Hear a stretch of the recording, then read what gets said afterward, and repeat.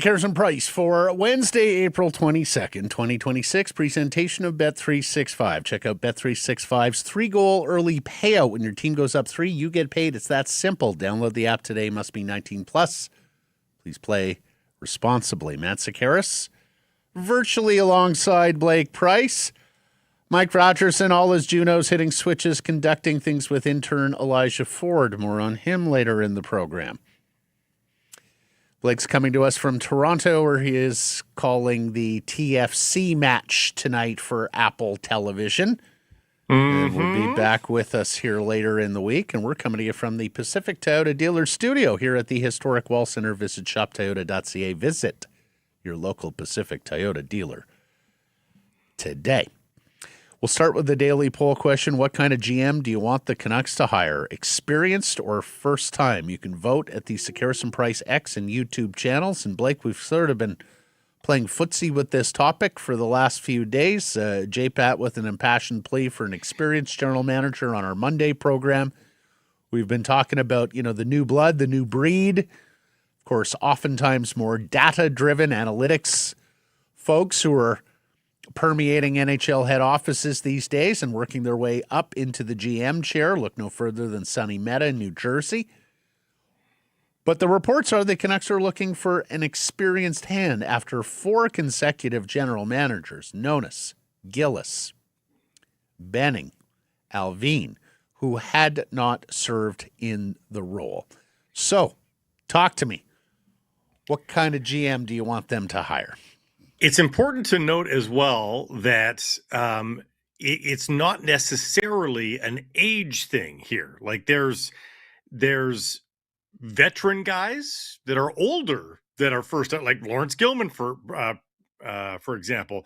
There's guys like Kevin Adams who have been in the job but are younger. He's 51. On the GM side of things, that would be considered youngish for a general manager. So it's not necessarily about age. We're just tapping the experience topic here. Hey, Ross Mahoney, the AGM in Washington that people credit for the great work done by that franchise, he's been with the Capitals 30 years. Like, that is not a young man, and he's, at this stage of the game, a GM candidate for some.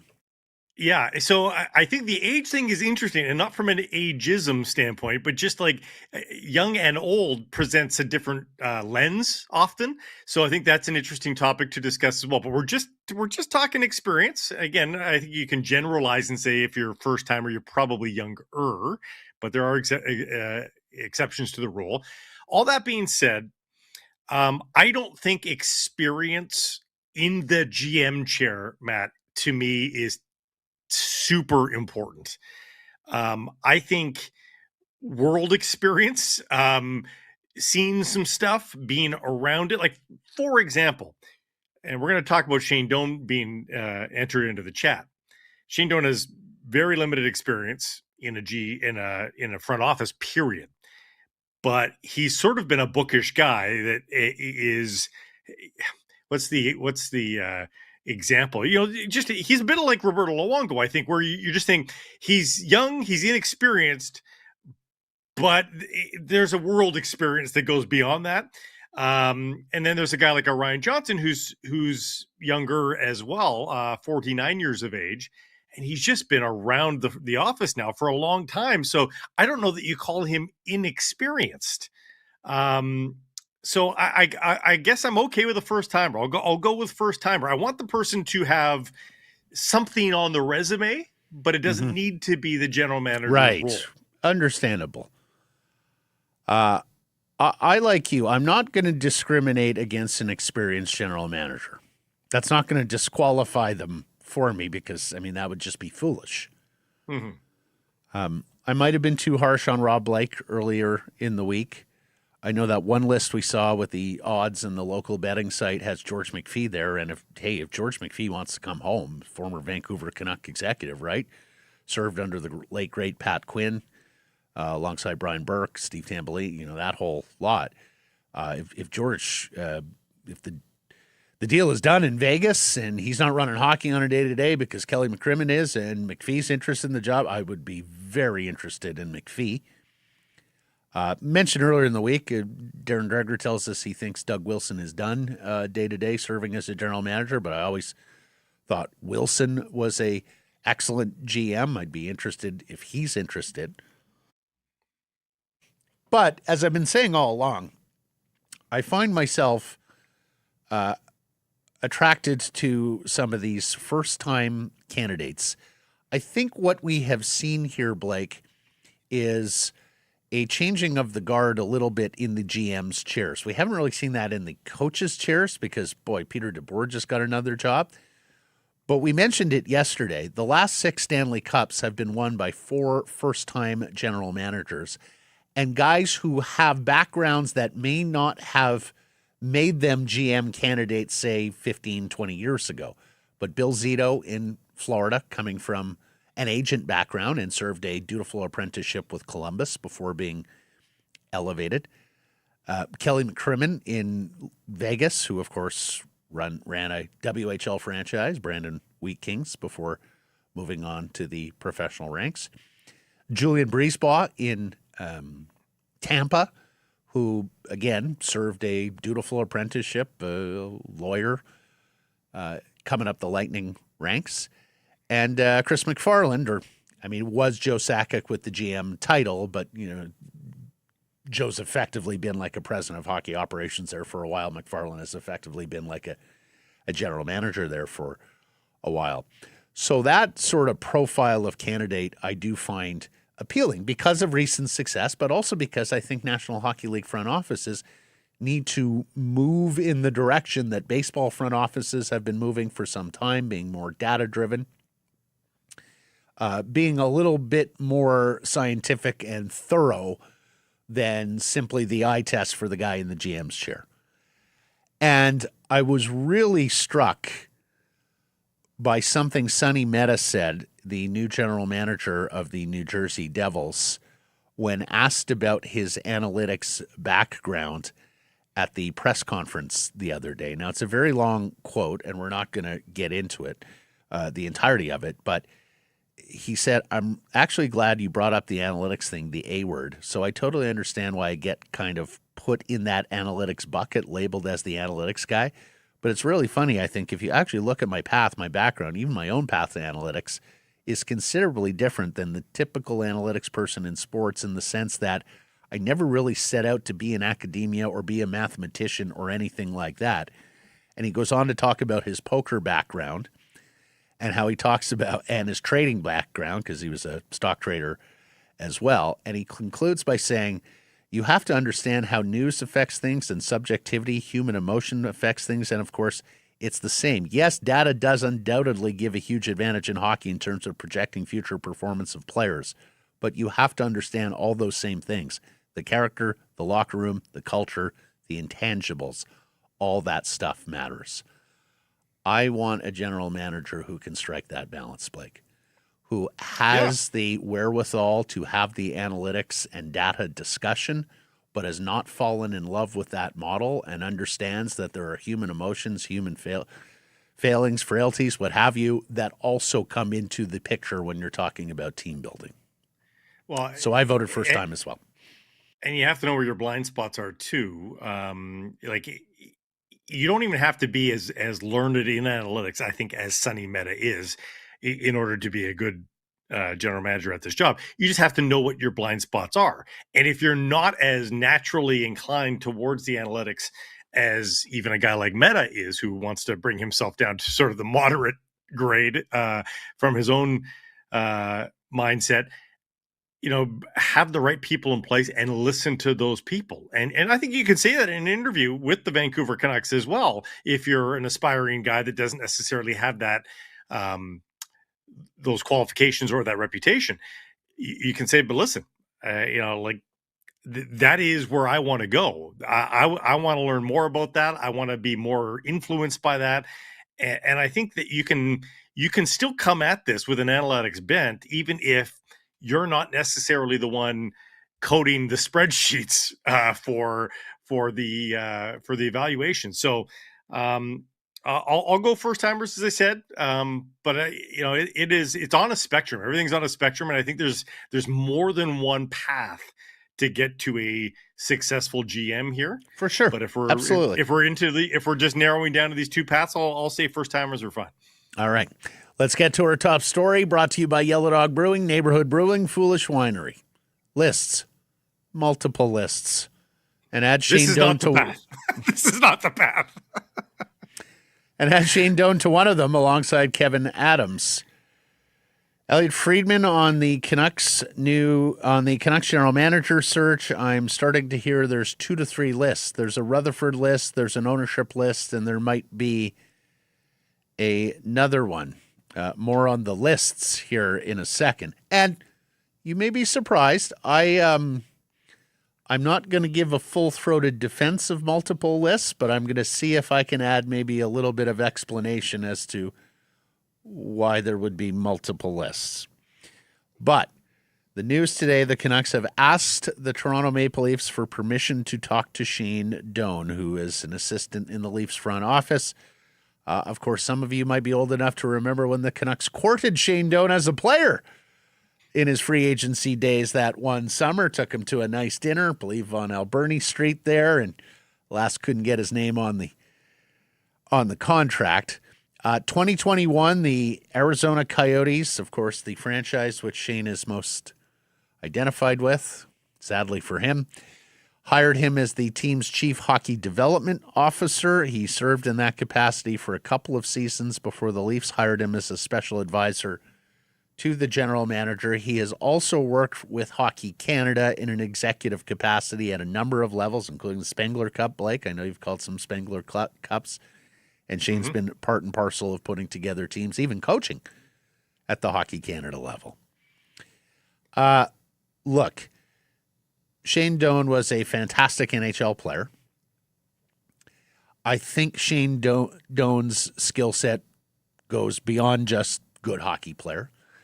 He is a very personable, very charismatic, huge smile, makes you feel good about yourself type of guy. I mean, I don't know how you survive all those years in the desert with the will they or won't they stay without having that sort of affable personality.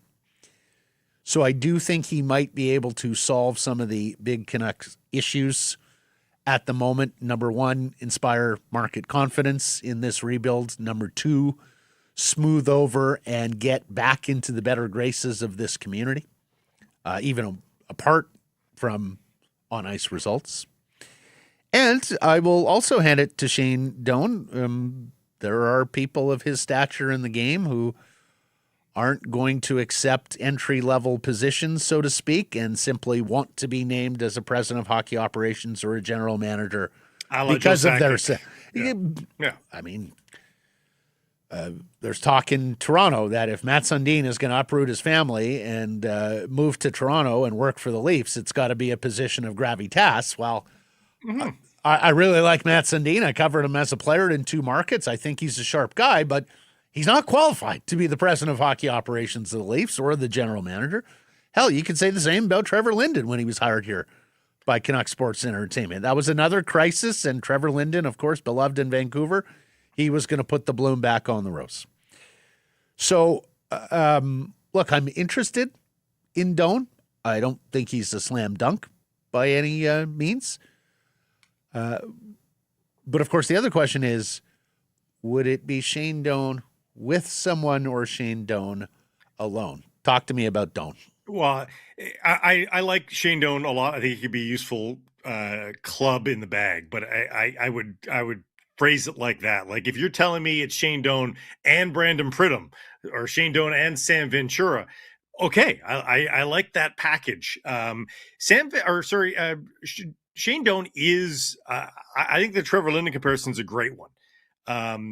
Trevor came in not with the hockey expertise, though, that Shane Doan has. Like Trevor didn't do all the little things that you just talked about on Shane Doan's resume, but he did come in with that business acumen, which is why we gave Trevor, I think, some grace and some leash, especially in the early going here.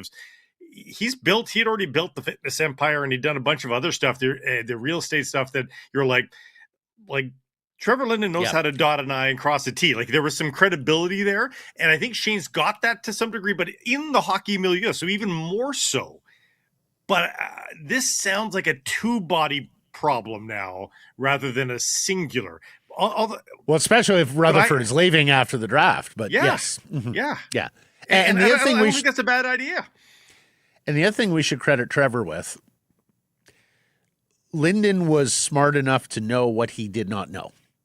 Yes. So he's dropped into the president of hockey operations role, and Trevor knew exactly what that was and what that wasn't. He knew exactly that the Aquilini's had a crisis on their hands in terms of consumer confidence. He knew that he could smooth some of those rough patches over, but he also knew that he had been in retirement for a few years and wasn't keeping up day to day in the NHL and needed to hire a general manager to actually do the hockey. It wasn't until later in Trevor's tenure as Poho where he got more involved in the hockey, and in part because I think he saw some of the failings of his general manager and Jim Benning. But like, Trevor wasn't on day one picking up the phone and making trade calls.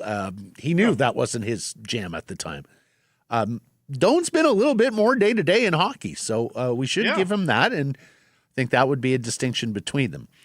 Another name added to the list here is Ryan Bowness. He is the son of Rick Bowness. He worked with Rutherford in Pittsburgh and is the director of player personnel with the New York Islanders. He was linked to the Canucks in 2022 when Rutherford had come in and was compiling his own front office. And you'll remember hiring the AGMs, Emily Casangay, Cami Granato. Derek Clancy was a part of the organization back then, isn't anymore, before ultimately getting to Patrick Alvin as general manager. So he is the son, of course, of Rick Bowness, Columbus Blue Jackets head coach and former Vancouver Canucks assistant. I know the Bowman's family a little bit. I know his brother Ricky better than I know Ryan. But look, director of professional scouting. Mike, you just put that up for, director of professional scouting with the Penguins, assistant general manager with the Ottawa Senators and the New York Islanders. Now, director of player personnel after being AGM on the island. That makes me wonder, was he Matthew Darsh's guy? Is Matthew Darsh going to populate that front office with his own people? But he's run an AHL club there in Belleville, and that for some is important because that's the real world experience of running a club beyond just doing scouting or doing personnel or doing one facet of the general manager job. But he's got to be that much better than Ryan Johnston, because that's the same resume as Ryan Johnston. To a degree. I mean, yeah. I mean, yes, to a degree. Without the director of player personnel part, but in Ottawa, he was Ryan Johnston. So unless this has been just an unbelievable year for Ryan Bowness recently here, I mean, I would say the devil you know is better than the devil you don't, right? Yeah. Although, again, having a bonus is never a bad idea because they're generally great people. So yeah. As for the lists, so Francesco has a list, Rutherford has a list, and there's now speculation that the third list might be that of Michael Doyle, the president of business operations for Canucks Sports and Entertainment.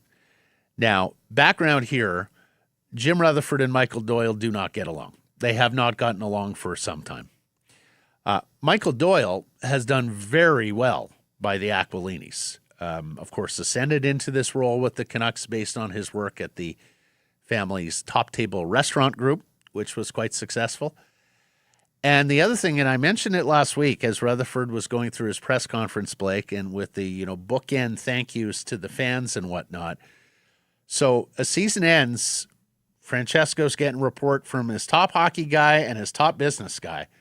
And the top business guy is telling him a way better story than the top hockey guy. Like, you have to give Doyle and the business operations of Canucks Sports Entertainment credit for keeping the building that full in what was an absolutely miserable year, coming off a poor year the season before. And I know this isn't the ultimate test. The ultimate test is going forward these next few years during the rebuild.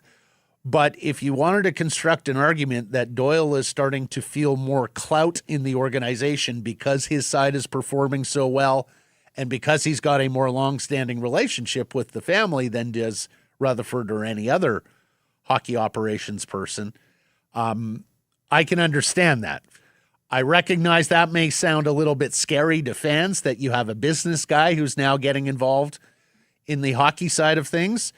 But understand that Doyle does a lot of the dirty work for the Aquilini family, right? Like, he holds a very important position in the Aquilini empire. And so if he has ascended to the point of trusted advisor to be able to have input on hockey operations decisions, because of course he will be working hand in hand with the hockey operations chief, he's got to go out and market and sell whatever this hockey operations guy is doing, at least when it comes to tickets here on the ground in Vancouver, then I can understand that. A thought or two about Doyle, Blake, and about whether or not the Canucks 2 business chiefs are going to be the ones ultimately making the decision here on the hockey operations top man. The idea that because Michael Doyle did his job, he should be able to write a list about the future of the hockey department is absolutely absurd. Why not give it to the chief legal counsel? They've been quite successful, I think, in writing letters. But why not do that? Well, the writing of the letters. Successful letter writing campaign. Yes. Okay. Now, Chef Robert should be writing some of the letters for Chef Robert has done extraordinary work with the food at Rogers Arena and has for a decade. Shout out Chef Robert. We want to see Chef Robert. Yep. Mm-hmm. I think a lot of this might be semantics. That Elliot Friedman understands entertainment as well, and there might be snippets here that make some sense. It might be semantics.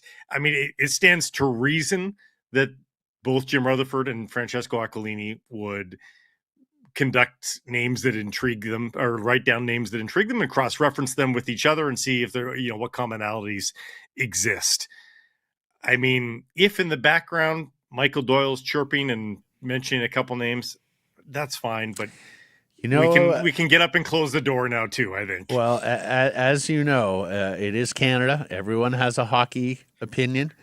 The closer you get to the hockey, the more you think you know about the hockey. And the one thing that has come up every time I've talked to some people about Michael Doyle is he does not lack for confidence, especially self-confidence. So we'll see. The other thing that I'm wondering about the lists, could Elliot have it a little bit wrong in terms of there's an experience list, there's the first-time list, and then there's sort of the wild card list?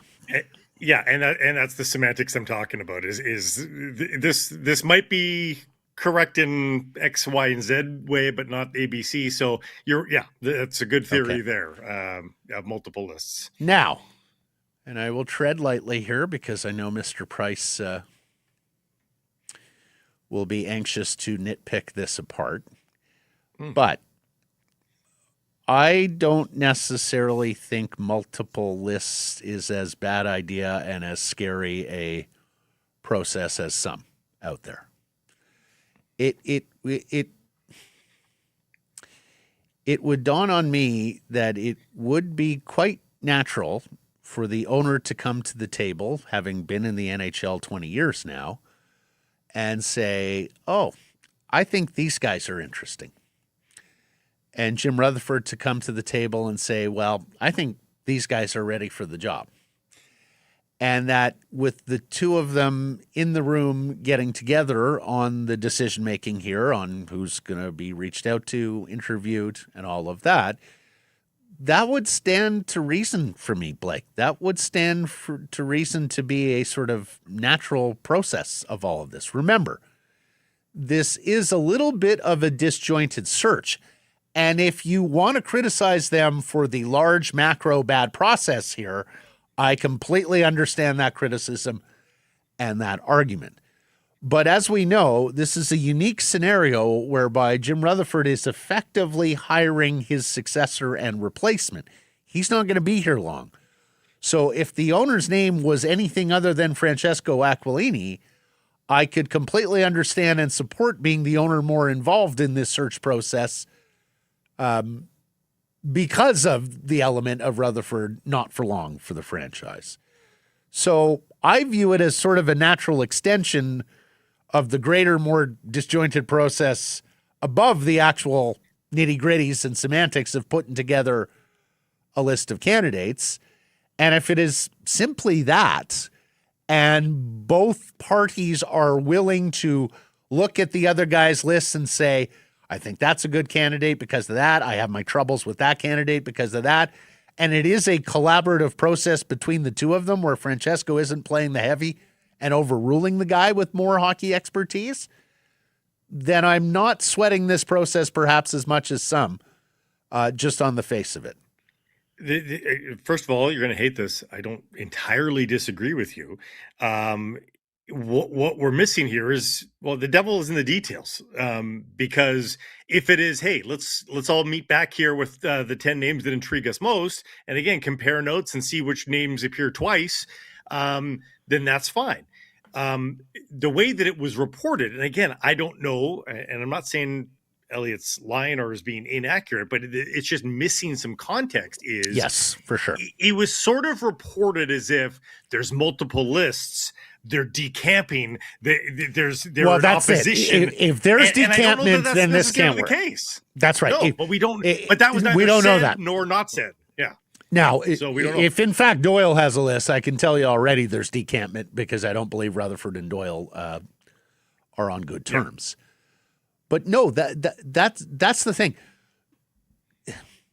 The Canucks in the past, when they have conducted searches for a general manager, have not cast a wide net, have not gotten intel on their franchise, as Jeff was lobbying for on Monday, and have basically had a preordained candidate that they went out and got, whether that candidate 4 days last time. 4 days. Gillis, yeah. Linden, Rutherford. Although I suppose you can I suppose you can say Trevor's search for what ultimately became Benning was a little more expansive.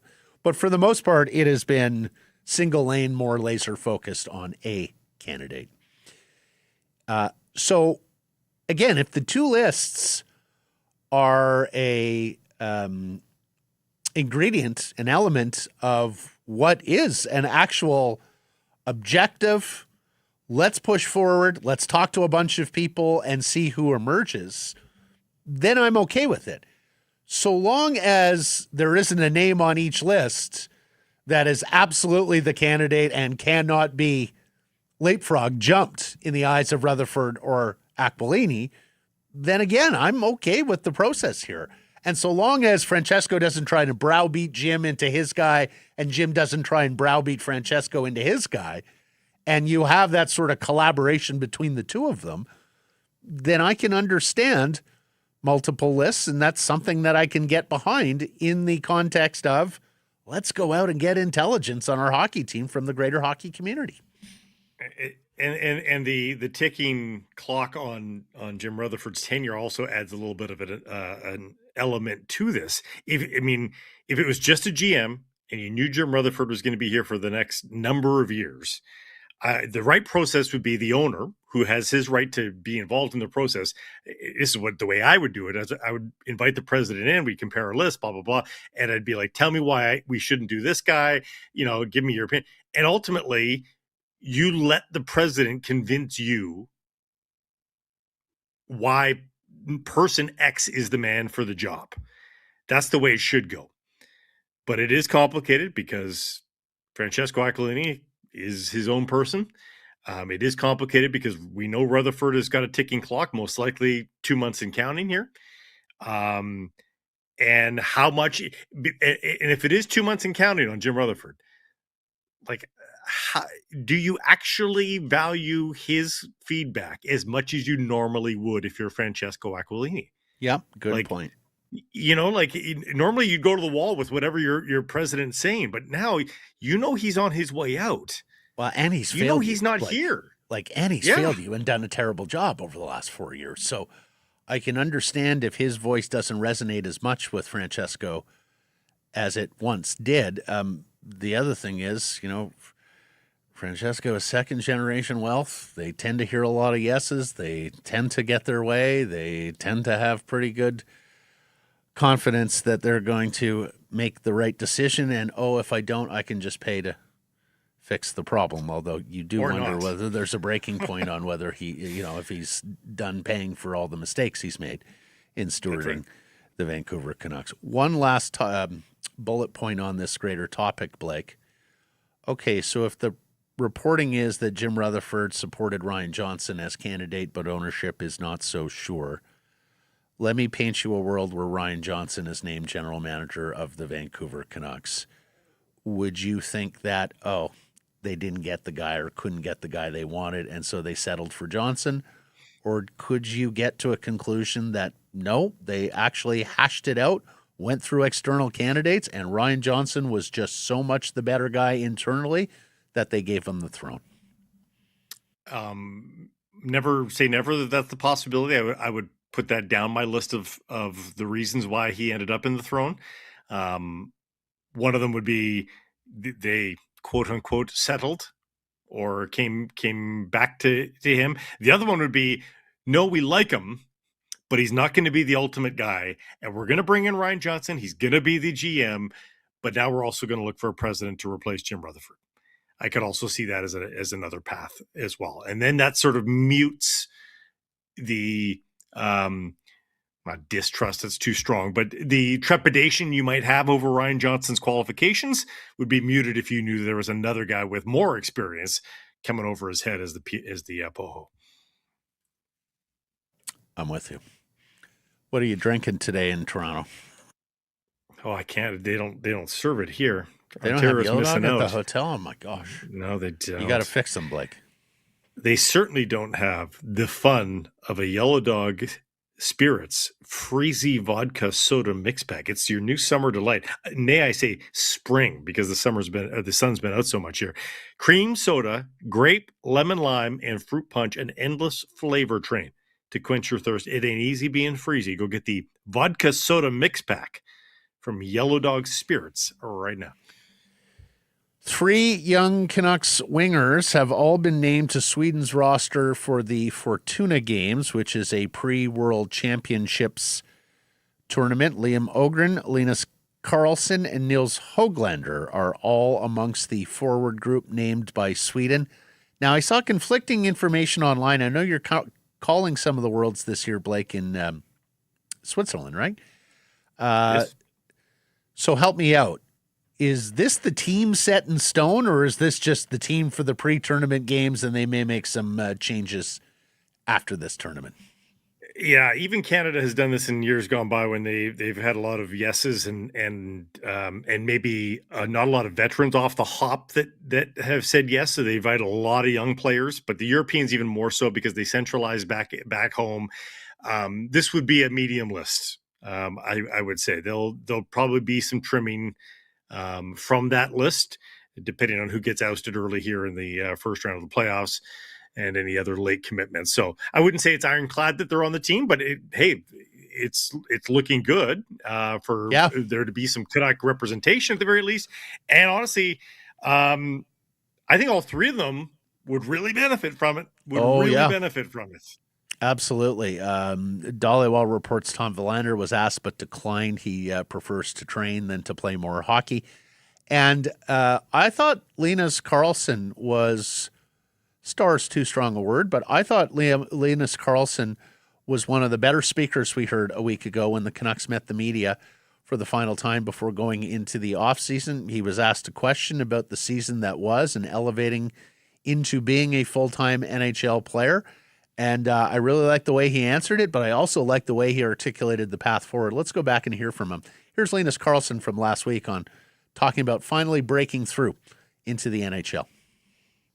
No, I mean it's been a grind. I've been here for 4 years now, and finally I took the step to play in the NHL. Something I worked hard for. So I mean that's I'm really proud of that. So then take away from the season, I mean there's been a lot of ups and downs as a team, and for me too. So I mean, I haven't really think about it that much, but I mean, during the summers, I'm probably going to be pretty happy I'll play during the season. And he would go on to say that it's okay, great. I'm an NHL player now. Now I want to be a better NHL player. So I thought there was good maturity shown there from Linus Karlsson. I'm anxious to see him and playing with some playing with some higher end skill too. Like, let's face it, the Canucks weren't exactly an offensive juggernaut this year. I hope he gets an opportunity with the Swedish team to play with some decent players. It could be fun. Yeah, Mike, let's just take a look at that forward group again there that Sweden, and again, this isn't official. They haven't registered this, but I mean, Anton Frondell, needless to say, a high-end offensive player, dipped his toe in the NHL as a number 3 overall pick with the Blackhawks last year, so he's on that team. Ivar Stenberg is on that team, interestingly. They have gone quite young here. There were a lot of older players on the Swedish Olympic team, as you remember, so it looks like at least this roster, and again, this isn't the set-in-stone World Championships, it looks like this roster might be designed with an eye to getting some guys experience for future international tournaments for Sweden.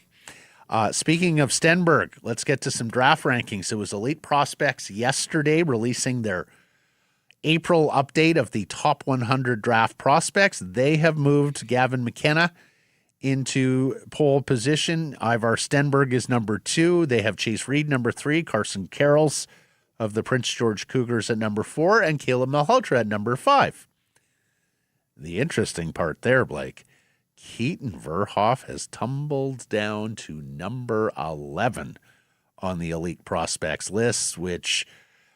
does that further muddy the picture for the Canucks if they get 3rd overall, or is it now Caleb Malhotra, baby, with a bullet if they get number 3? Did not help that Canada lost at the U18s today, 2-1, so it's not like he was leading them to glory either. But he's a defenseman, and they only gave up 2, so maybe that's a feather. I mean, he's not going to be shouldering scoring loads anytime soon.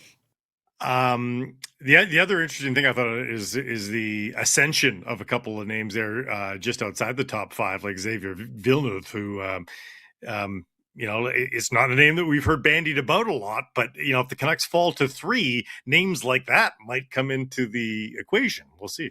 Villeneuve's a smaller, offensively inclined left shot defenseman with the Blainville-Boisbriand program in the Quebec Maritime Junior Hockey League. Yeah, I saw the Quebec scout for Elite Prospects really stating his case. But yeah, I do think Elite Prospects is a little bit of an outlier having Villeneuve that high up their rankings. So it was Elite Prospects yesterday. Today was the Hockey News' turn. And they've got a surprise. They've gone Stenberg McKenna, but then Viggo Bjork, the brother of Canucks prospect Wilson Bjork, who was taken in the draft last year, just finished his freshman year at Colorado College. They've got him at number 3. Then they go Tynan Lawrence. He is their top-rated centerman at number 4 overall. You've got to go all the way down to number 15 to find Caleb Malhotra on their list, which is quite down the depth chart. The Hockey News writing on Caleb Malhotra can make some really nice passes under pressure and connects plays at a high level. He's shown some really nice habits in the offensive zone without relying on elite speed or skill. He has shown some bursts of speed at times, but not always. He applies pressure on opposing players trying to break out of the zone and does a decent job defending in the neutral zone, but he falls off a bit in his own zone. So a little bit of defensive questions there, as well as saying they don't believe he's got elite speed or skill, Blake. So an interesting evaluation there from the Hockey News. They had Lawrence number 4, Albert Smits, the big Latvian defenseman, 5, and Malte Gustafsson 6. So they got a surprise at number 6 as well, before Verhoff and then Chase Reed down at 8. So they got so they got Smits, Gustafsson, Verhoff, and Reed on their the 4 defensemen line astern, ranked 5 through 8. Which again makes, if the Canucks fall to 3, Matt, let the debate begin. It has become a wide open sector at number 3. Wow. All the more reason they need to win one of the 2 lotteries, because I don't know that people trust the Canucks to make the decision there. Yeah. Although if they get number 2, I imagine it's going to be pretty boring, right? Like, I think we know it's going to Yes. be Stenberg. It's the other guy. Maybe Caleb Malhotra. There's musings that the Canucks would take Malhotra to. There's musings they could even trade down from 1 if they get it, which I just can't see Francesco allowing. Okay, full disclosure here. Blake was on a plane all day heading to Toronto to call the game. I was dealing with a family matter for most of yesterday afternoon. I did wind up getting to a television to be able to watch the end of Montreal and Tampa Bay, but I missed a lot of what went on yesterday in the Stanley Cup playoffs. So joining us now to discuss is our intern Elijah Ford of BCIT. He so enjoyed his first bid with us several months ago, he asked to come back. So we quite like that enthusiasm and initiative, young man. I asked you, did you watch the Stanley Cup playoffs last night? You went, of course. It's the best show in the world. Yeah. Best playoffs there are. You are a hockey guy through and through, right? Like, you will watch anything hockey. Anything. That's the best. What did we miss last night? What caught your eye yesterday in watching the playoffs? I mean, for me, start to finish, the best game was Utah-Vegas, and that was just a massive win for Utah. They needed that one so bad. It's kind of like a basketball player. You got to see one go through the hoop, and then it starts flowing. Utah really had to break that ice with Vegas, especially considering since Torts has been there, they haven't lost in regulation, since Carter Hart hasn't lost in regulation. But in these first 2 games, I really think Utah should be up 2-0 here. They beat themselves in game 1 with just some young, immature turnovers in their own zone.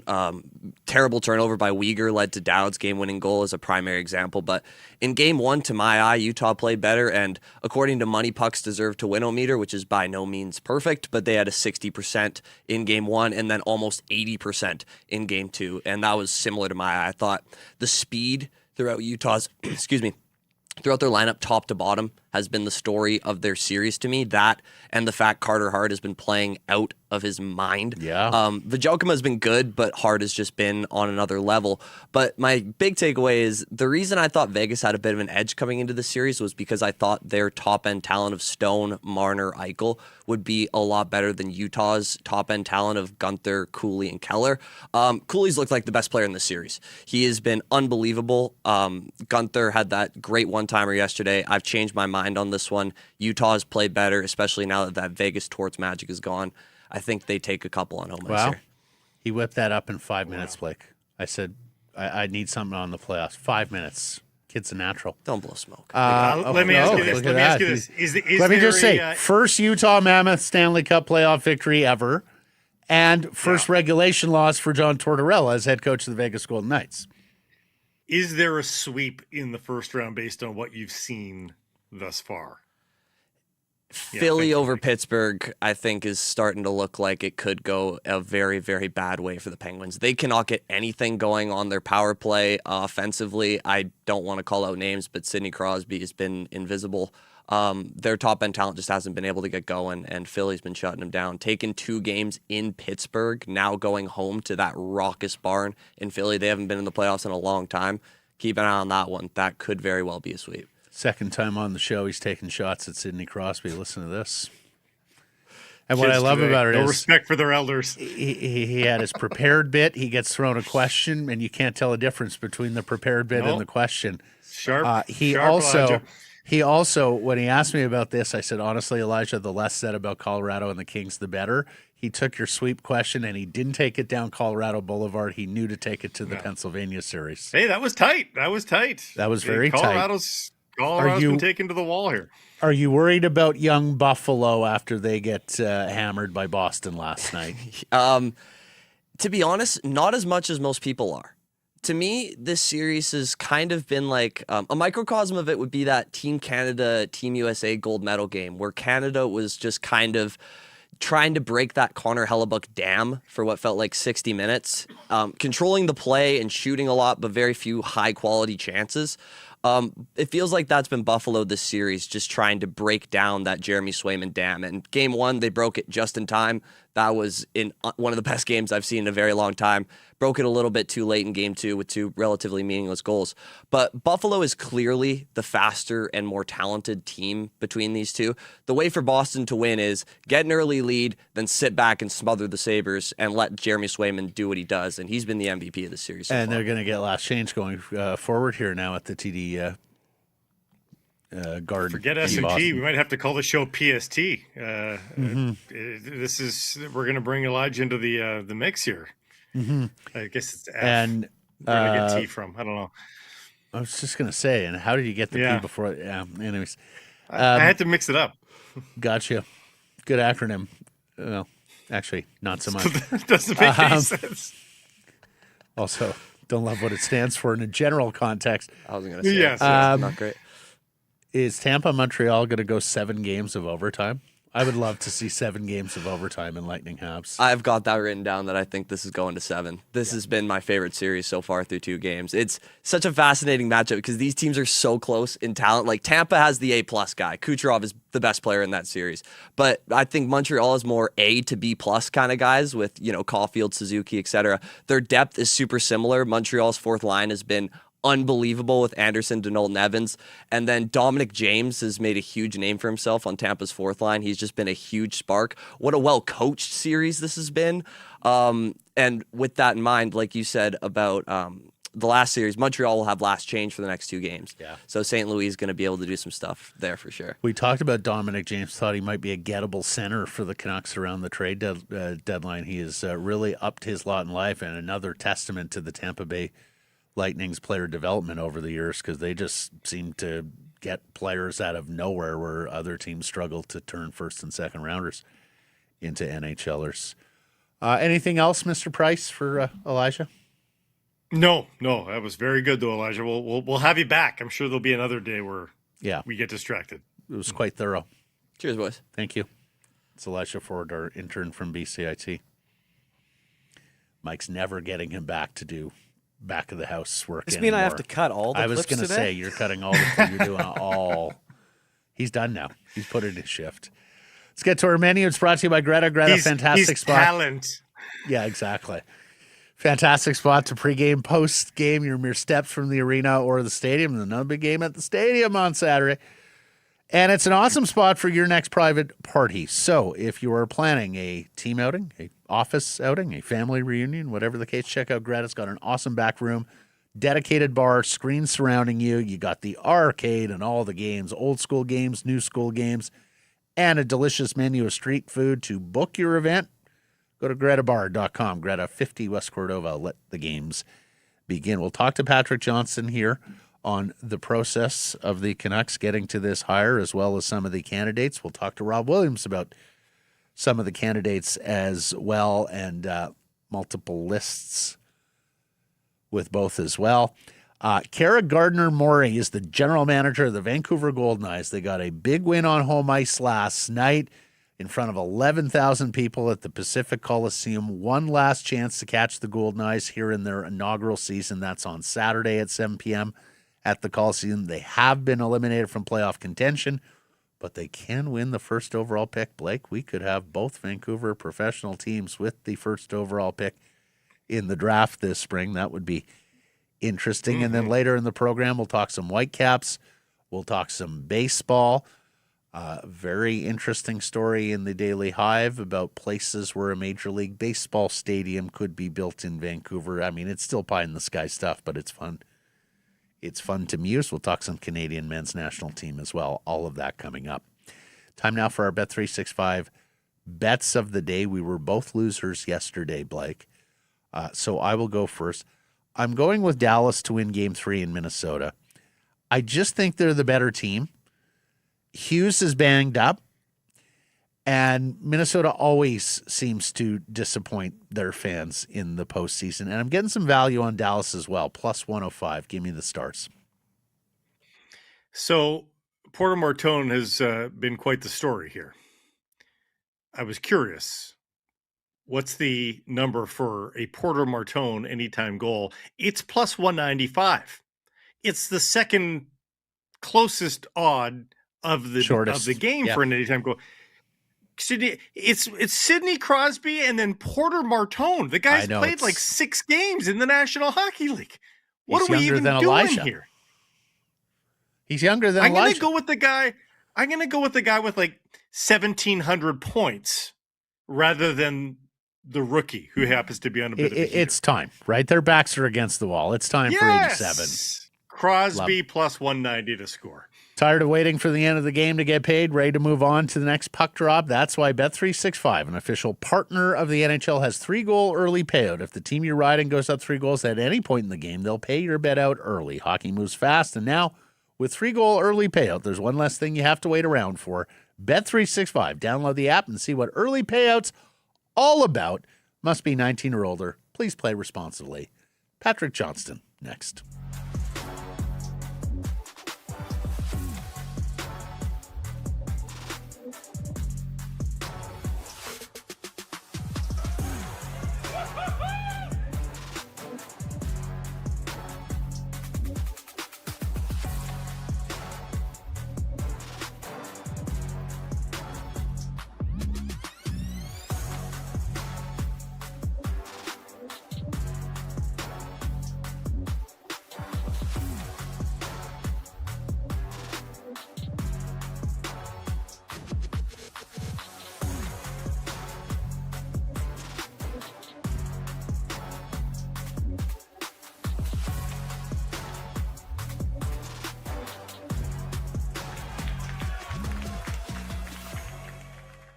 Harrison Price from the historic Wall Center. This segment brought to you by your Pacific Toyota dealers. Got into the big smoke yesterday. The Uber, you betcha, a Toyota Prius plug-in hybrid. And got reminded about the beautiful drive. I hadn't been in the back seat yet of a Toyota Prius. Lots of room. Can it be a family car? It can. And then it's super fun to drive when it's just you out there. Enjoy driving again. With 72 kilometers of electric range every time you wake up in the morning after plugging it into an old household outlet. It's that easy. Red tag days are on right now through May. ShopToyota.ca. Take one for a test drive today. Patrick Johnston is a columnist with the Province and Postmedia. He joins us from his lovely home in Burnaby. How are you? I'm good. Yeah, can't complain. It's been quite a week for the Vancouver Canucks. Sorry to cut you off. It's been quite a week for the Vancouver Canucks. We got to get out of here. So much to discuss. Okay, before we get into individual names, big picture, what was your takeaway from what you heard Friday from Rutherford and the path forward? Well, for now, hands on the wheel. Like at the end of the day, the guy that he hired didn't do the job. And that's the story from his perspective. And now he's got to find someone who's going to be, I guess, more experienced. Although I also get the feeling he's looking for someone that's sort of the new era. Of course, it may not be up to him since he had that meeting. I mean, the thing I kept thinking about was this meeting, and I did follow up with him, as he said on Thursday. I didn't tell Patrick he was done until noon on Thursday after I had a meeting with the owner. And obviously, listen, the owner spends the money. He is perfectly entitled to want to know what the heck's going on with his team.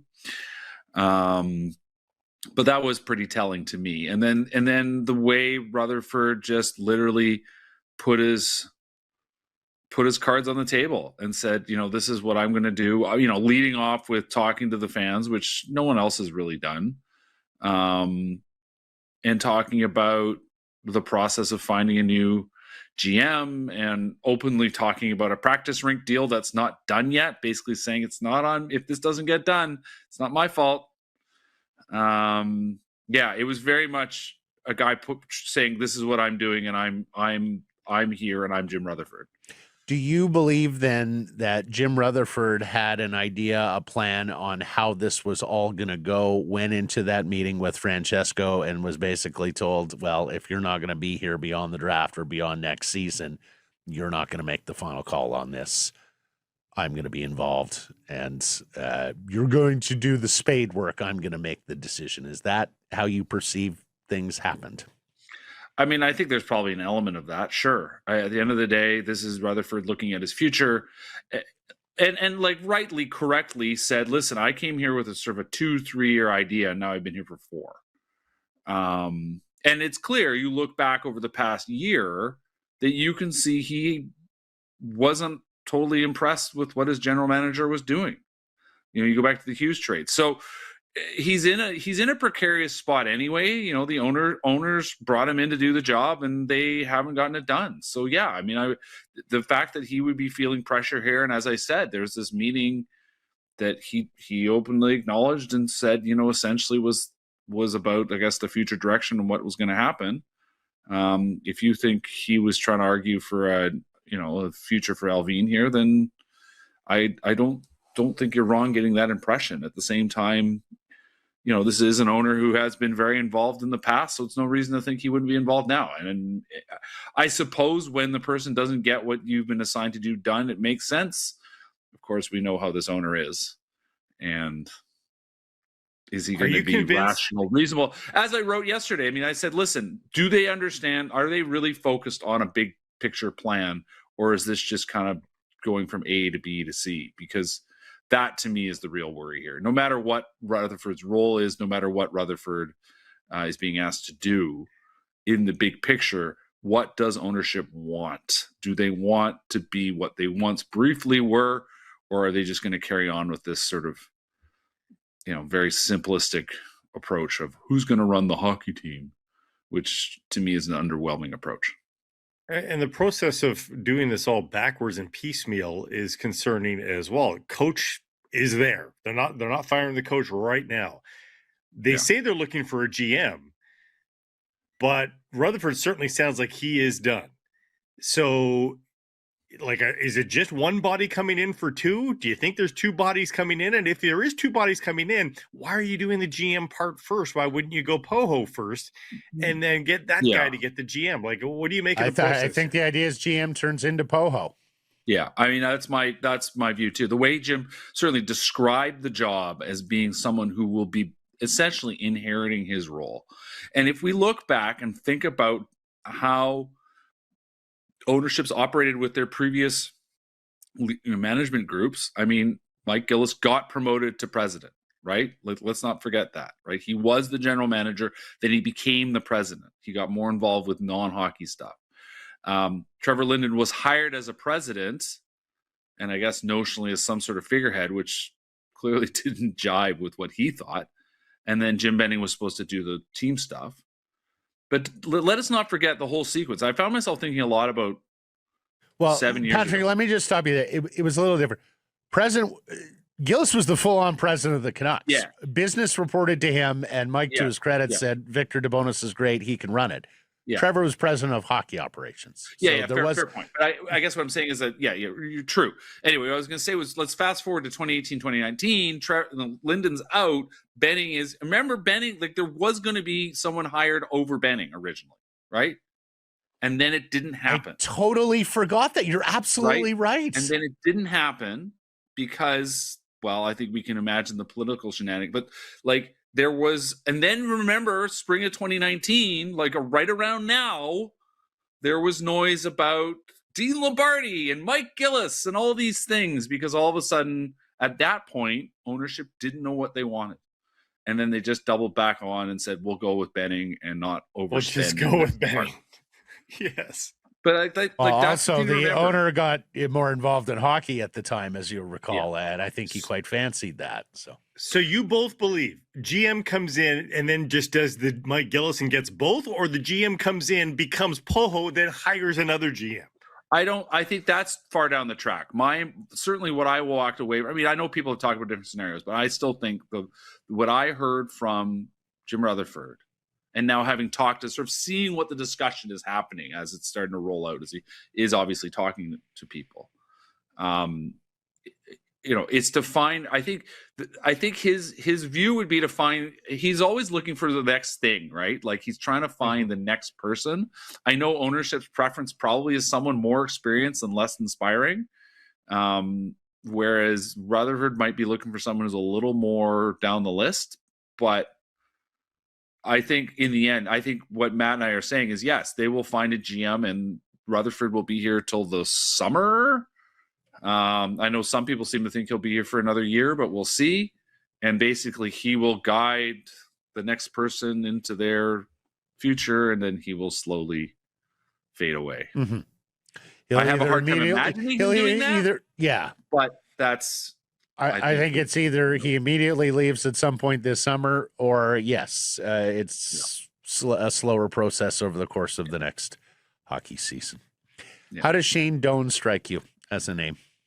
I mean, he's certainly been in the game. You know, he's one of many people who I think, as we've seen with this list, you know, as I divided it up on the weekend, you got a whole bunch of different categories. You got the kind of, is this 1999 candidates list, who is like Dale Talon and, you know, whatever. The 1999 list. You know, then you've got guys like, you've got guys like Shane Doan, who certainly have been in the game. Ryan Johnston clearly is in that category. Doan obviously is was a higher stature player, but in the end has kind of done all the same stuff. The fact he's an outsider is good, maybe, or is it bad because he doesn't know how it goes here? Certainly, I know people like him, but I don't have any with most of these candidates. To be perfectly honest, like it's certainly the top line candidates. There is nothing. I have a hard time sort of parsing out what makes this person stand out, other than they might be a good interview. There's a lot of kind of guys that are kind of in his tier, I think. So Joan knows challenging ownership from his time in the desert. It's true. He does. It's true. Yeah, it is true. Ryan Johnston. I mean, he's done the job, right? So the question I have for you is Ryan Johnston their holler back boy? If they don't get the candidate they want, they will holler back on RJ. I mean, if he gets the job, is it a signal that they didn't get the guy they really wanted based on the reporting that Rutherford wants to hire him?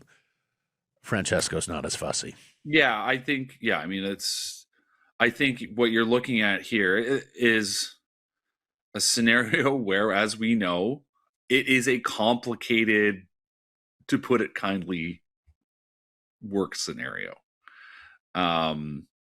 So how does that influence people that are interested? And I think you're exactly right, Matt. Like, who wants to come? Now, I was joking around with someone else, and they were saying, man, it sounds like half the league's interested in this job. I'm like, at a certain level, of course they are, because it's one of 32 jobs, right? Of course you're going to be. And you come up to the window and you start talking, right? Like, people interview for jobs, and then they don't necessarily have to take them.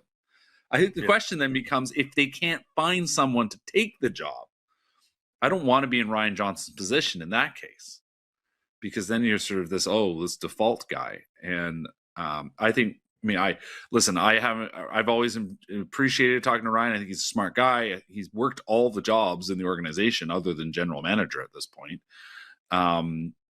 It's certainly the kind of dart throw you'd want to make, I think, because he, like I said, he understands the business. He understands the task, but now it's about executing. So I think there is unfortunately for him, I think there's a bit of a fallback element, because yes, you're right. Clearly, I mean, Jim Rutherford brought his name up and then said, like, I'd like to do a search. So he's doing a search. Let's put the screws to you. Which list are they going to go to? Are they going to the well-traveled, experienced, grizzled guy from the 1999 list, as you put it? Are they going with a first-timer? Whether it's a well-known name like a Doan or a Spezza or whomever, but a first-timer. Are they going young and new, or are they going to go grizzled and experienced? Well, what if it's Laurence Gilman? What list is he on? That's a good question. He's in the neutral zone, isn't he? New but grizzled. Sorry. Anyway, listen. I think it's more than likely the sort of longer in the tooth list. Those guys in a certain level need the job less. Yep. Right. I mean, except for Baker's maybe choosers again, 1 of 32. Yeah. But I do find myself wondering if just by default it is the younger guys, because the younger guys are like, okay, let's go. How bad could it be? You know? Right. Naivete. Yeah. Or like, listen, this is your chance. Like, this is one of 32. This is your chance. It's time to take the big step up. I'm certainly more intrigued by any of those guys, but I have a hard time. I do have a hard time handicapping this one, just because there are obviously a lot of experienced hands that are in the mix. We went through it. Sorry. No, go ahead. It's a bad day for me cutting you off, but we got to be tighter today. Like a tiger. We went through his resume yesterday. We don't need to rehash it. He was clearly an unqualified owner's choice when he got the gig, but could they argue that Kevyn Adams did a very good job rebuilding the first place Buffalo Sabres and sell him as the new chief hockey decision maker? I don't know. Long pause, big sigh. Never a good sign. No. I mean, it reminds me so much of the sort of sell on Jim Benning, which was like, look, he drafted all these guys, but he didn't draft all these guys. And like, at the end of the day, Kevyn Adams was let go and the team is now doing stuff. Like, good for him. I think that's great. Dave Nona's great. He helped set up Mike Gillis, but like, he didn't do the job. It's like Brad Treliving. Like, Brad Treliving's, he failed in Calgary, and yet he got promoted to be GM of the Leafs. Like, I have a hard time not putting Adams in that category for, all the bits he might have done in the lead up to where the Sabres are now. He didn't execute the final task. So, okay. Andrew Peters. Next question. On Kipper, Andrew Peters on Kipper and Bourne. Like, I was okay with Kevyn Adams. I don't know if you saw Andrew Peters on Kipper and Bourne yesterday. Said it was my understanding that Kevyn Adams was a dark cloud over this franchise. That the players, like, rarely do players have a strong opinion on a general manager, but the players did not like Kevyn Adams. Yeah. So says he. I have a hard time assessing a guy in the end who's working in a chaotic owner environment, but nonetheless, that's it. I agree. I agree. At the same time, I have not heard a lot that is, like, I'd say in his, like, massively in his favor, saying this is a guy you got to have and he got a raw deal. And that is fair. And I am not Kevyn Adams' defenseman, but when your owner's guy who's unqualified, who fires 20 people on the first day on the job and basically fires the support staff and the people you'd be leaning on to learn how to do the job. Yeah. I can understand it, how the players would understand that as you being the dark cloud. When really it's the guy who's signing your check who is the dark cloud when that sort of environment is chosen, because it was chosen. Do you think they could sell a youthful candidate like a Jeff Tambellini or a Ryan Bonus? Yes. Particularly, you do? Yeah. Okay. I think it fits with the overall sort of rebuild idea, new wave, new ideas. I mean, I do, like I said, I have a feeling that would be, I mean, Ryan Johnston's kind of part of this, but like, I have a feeling that overall, having talked to Jim Rutherford over the years, that like that would be something he would lean towards. In general, that's sort of what he's always done in terms, especially if you go back to when going back to when moving to Pittsburgh, right? He produced a lot of guys that are in front offices, and I think he's really proud of that. And so like we've talked about a bunch of names I know from Buffalo, and I'm sure others have mentioned it, but that's why, like, Sam Ventura is a game that is interesting. Whether he's ready to do the full on job, I don't know, but like, he's a guy that certainly has worked there with him before. And, we talked a lot in the past about Jason Botterill and Seattle and that kind of thing. Like there is a Jim Rutherford management tree. And in general, it's been about finding guys that are on sort of the next wave of things. So, that's why I would be inclined towards a guy like Tambellini or okay. To me, that's where the interviews come in handy, PJ, is that these young guys need to impress, need to sound like they can take over a Canadian major market franchise and be okay. Like that's it's not taking over the Columbus Blue Jackets here. Exactly. Exactly. Yeah. So listen, but that would be my inclination. But again, we'll see. Like, ownership, I think, wants someone that's experience, a little longer in the tooth. I don't know. Yeah. Yeah. They seem risk averse at this point, despite needing to take some risks. Oh my God! I mean, this is the time to take risks, right? Like you're not going to win games. Again, it comes back. Like Scotty Bowman could coach. Find the best general manager in the history of the league could sit in the GM suite, and you're not going to win games next year. So, but doesn't it boil Sam down Pollock. to, guys? Doesn't it boil down to they could take a risk, but they want to be record setters for the rebuild. Do they want? They're saying they want to rebuild. They want to rebuild, but let's make it the quickest damn rebuild on record. I go back to what I wrote yesterday, and it comes back to big picture vision, right? Like, what are we going for here? Is this trying to be the Stanley Cup winner in 2035, or are we just trying to sort of, let's hire a GM, right? And you should be doing the big picture as part of all this, and understanding what is.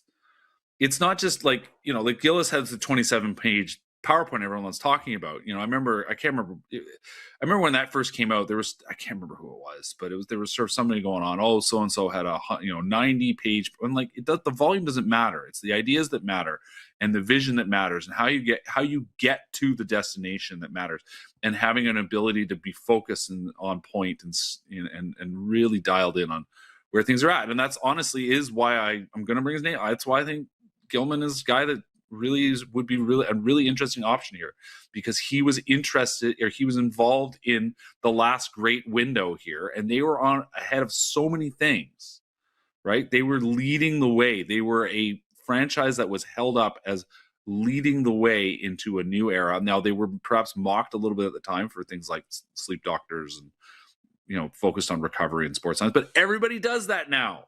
They were ahead of the curve. And that people spoke glowingly about the Vancouver Canucks in those days. So that whether whether Gilman's your guy or not, but that's what I mean. Like, I got thinking about him because I was thinking about that. And certainly, he has a vice president title in Columbus, but GM is bigger than that. So that is, whether it's him or not, that is the type of thinking you need to do.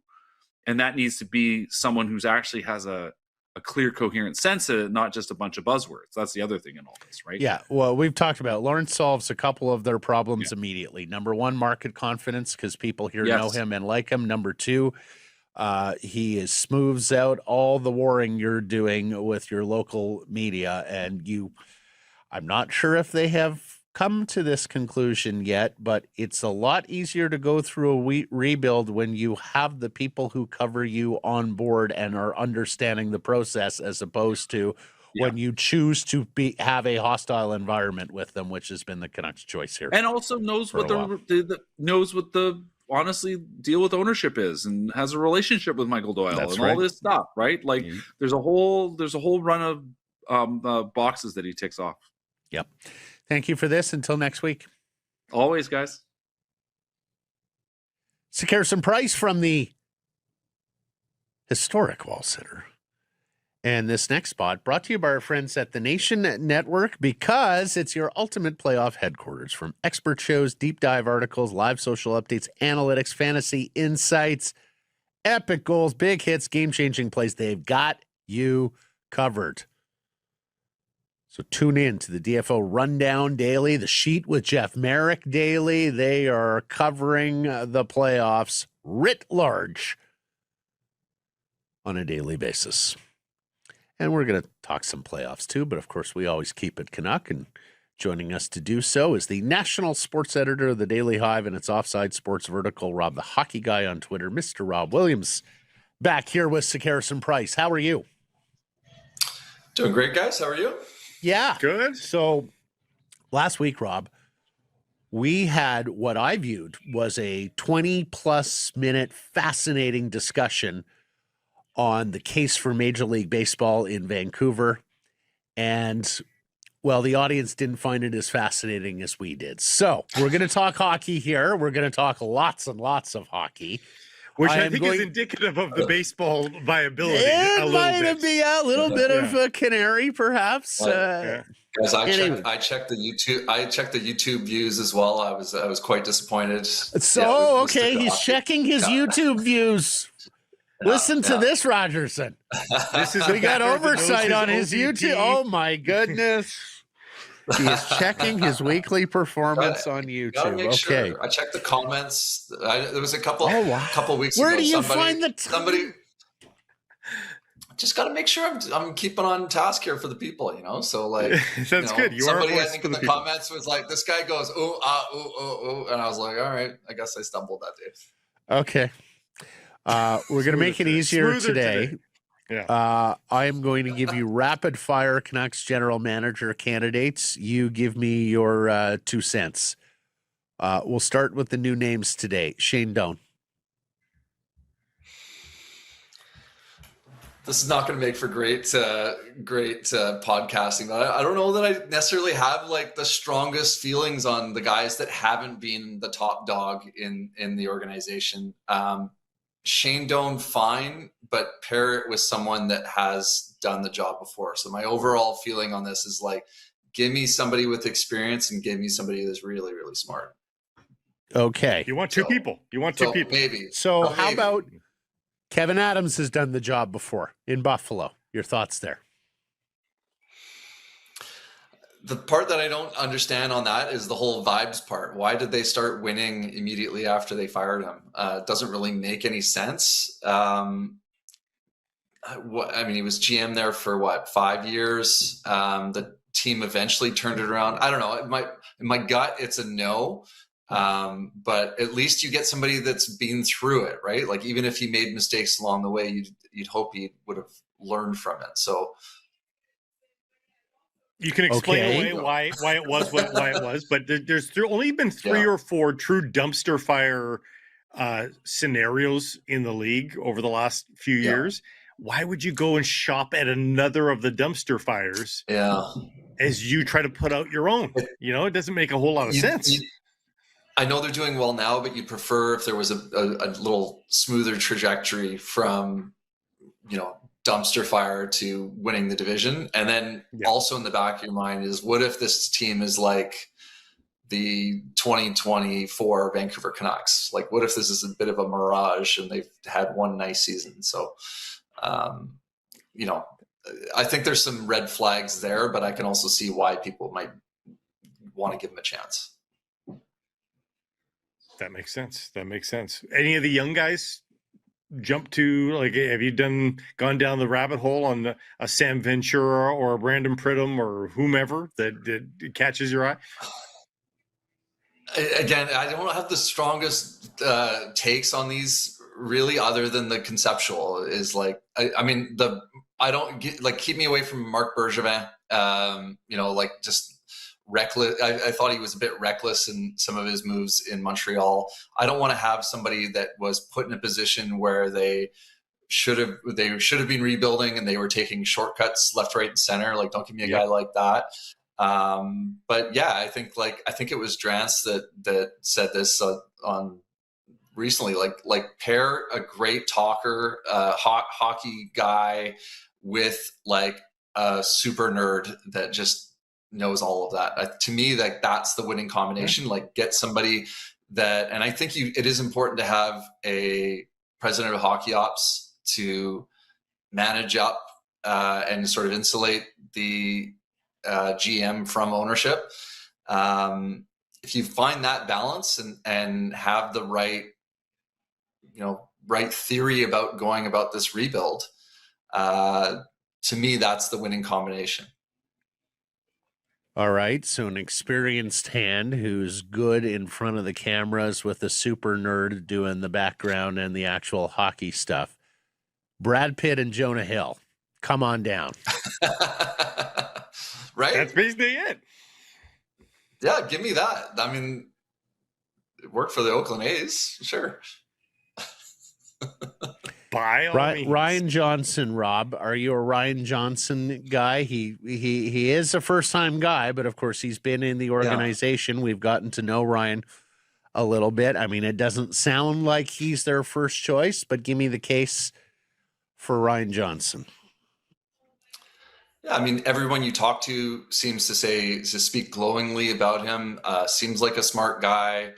But at the same time, I'm like, well, what has he ever done? Right. And it's hard to evaluate a guy that hasn't been in the top chair.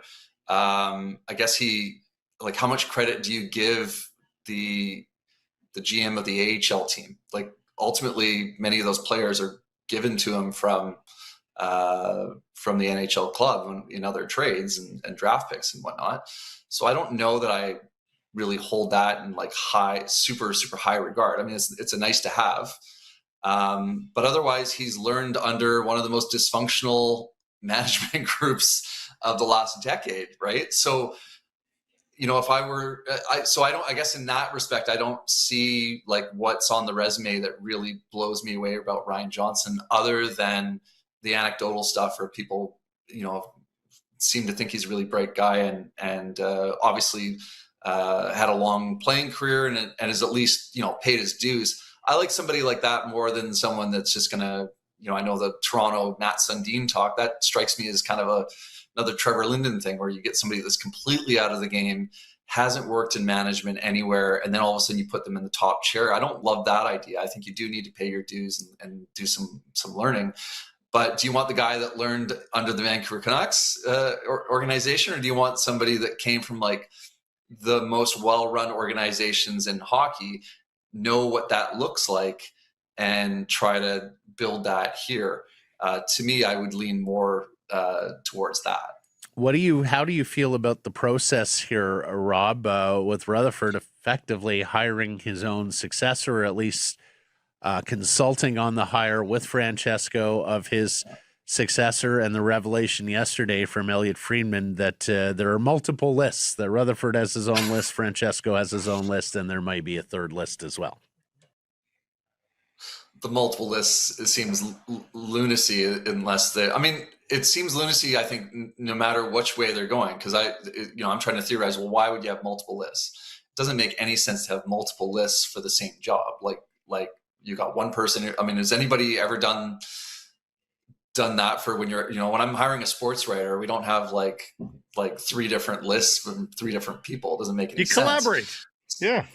Yeah, exactly. Right. So that doesn't make any sense to me to have multiple lists for the same job. So then I think, is this ownership with their list for who will be the new president of hockey ops? Is this, then Rutherford has his GM list? I guess that could make some sense, other than the fact that, like, don't do this backwards again. Like they did this with Boudreau. They bring in Boudreau, and then they bring in Rutherford, and then he hires all the assistant GMs, and then he hires the GM. Didn't make any sense to me. To me, you hire the top job, the top guy, and then you figure out everything below, and that person needs to be signing off on these things. They can say that, we hired the GM and we were kind of talking to the president of hockey ops at the same time, maybe. But again, that strikes me as the Boudreau-Rutherford thing. Remember when they brought in Boudreau and then they brought in Rutherford, and they asked Rutherford, are you good with Boudreau? And he kind of said all the right things, but it became clear, like he didn't think Boudreau was the guy long-term. So yeah, to me, how long is Rutherford sticking around for? Like, let's figure that part out. If Rutherford's going to be the transition guy for a year, okay, and then you figure out if that GM can do both jobs. But yeah, to me, figure out the president of hockey ops. Let's move on from Rutherford and bring in a general manager that goes with him. And here I thought the Daily Hive liked lists, Rob. You are most expert in the listicle, the online or print article structured as a numbered or bulleted list. We'll be talking about a Kenneth Chan listicle later in the program on Major League Baseball stadium sites here in Vancouver. We thought you were all about the lists. And I quote, it's a multiple lists though. Seems, singular. You're just against multiple lists. Imagine if Kenneth Chan did that list, but Rob Williams did as well. Exactly. That would be bad. Oh, boy. Right. Chaos. What about the process?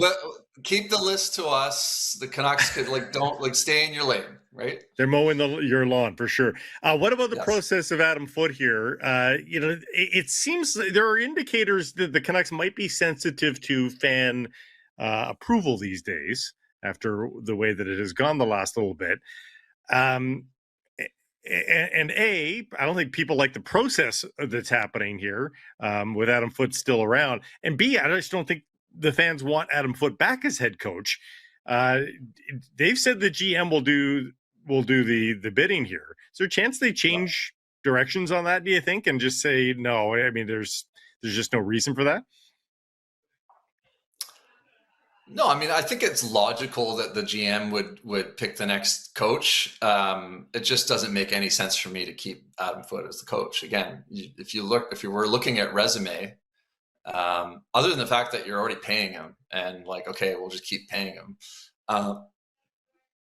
Other than that, to me, if we were looking at Adam Foote's records, like, what has he done? Like, if you were an expansion team or another team around the league that's just recently got rid of their coach, would you consider Adam Foote for the job? Like, why on earth would you consider Adam Foote for the job? Like to me, he's got to be an assistant again, or he's got to go, or to be honest, he's been an assistant at the NHL level. For him to get another shot at the NHL, he needs to go to the AHL and prove he can win in the AHL and then get an NHL job, because he hasn't done it in junior. Look, he was dealt a terrible hand in Vancouver this season, but they also, but he also didn't prove much, right? Like, I don't think there was much to really hang your hat on with Adam Foote. Like, what was the young player that thrived under Adam Foote? What is the redeeming quality that we're holding out hope on with Foote? I don't see it. So I don't see why you'd keep him around as head coach. I guess if they're already paying him, like, you might as well just keep him around just in case the next guy thinks that he's the guy. But I just don't see why any GM would, if you had your pick, would be picking Adam Foote to run your hockey team.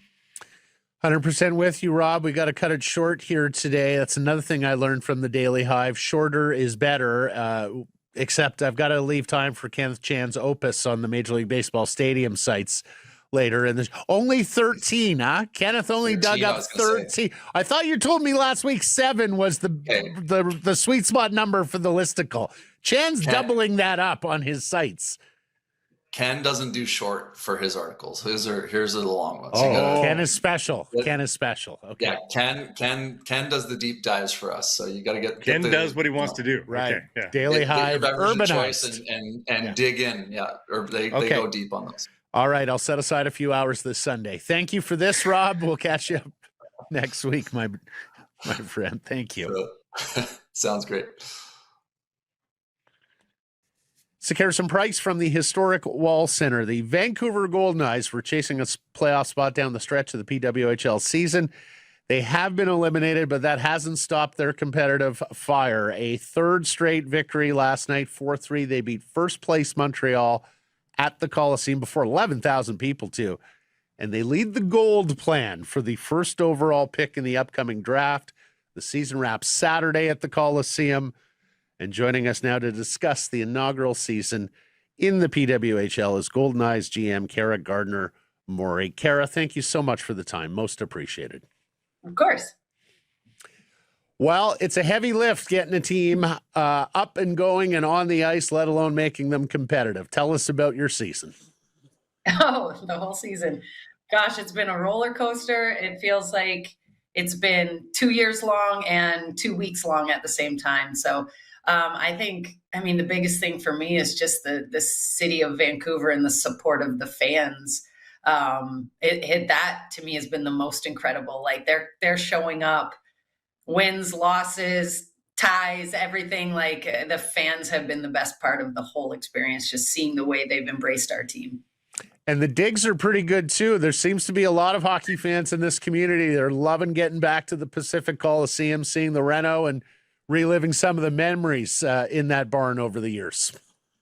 Yeah, what a special building. And the fact that we're primary tenants is we're the only team in the league that has our own building like that. And it means so much to the players and to us, just having our brand, having our logo at center ice, having our players be on the pillars of the building. The building is beautiful, great size. You kind of feel like you're going to this awesome old historic. It's got so much charm and character. We love it. You're jumping into this league here, and figuring it out, and the league is figuring it out. It's a super young league, all things said, and they're trying new things. We'll get to the gold plan in just a second, but what I thought the league has nailed is the inventory of games. And obviously with the current economic ecosystem, you can't ask them to play 82 games like the NHL, given what the current pay scale is at. But I think you're also not asking the fans to invest in 41 home games. It just felt like the games were spaced out enough that I found people were hungry to come see you guys. They were ready every time for a home match. And I think that adds to it.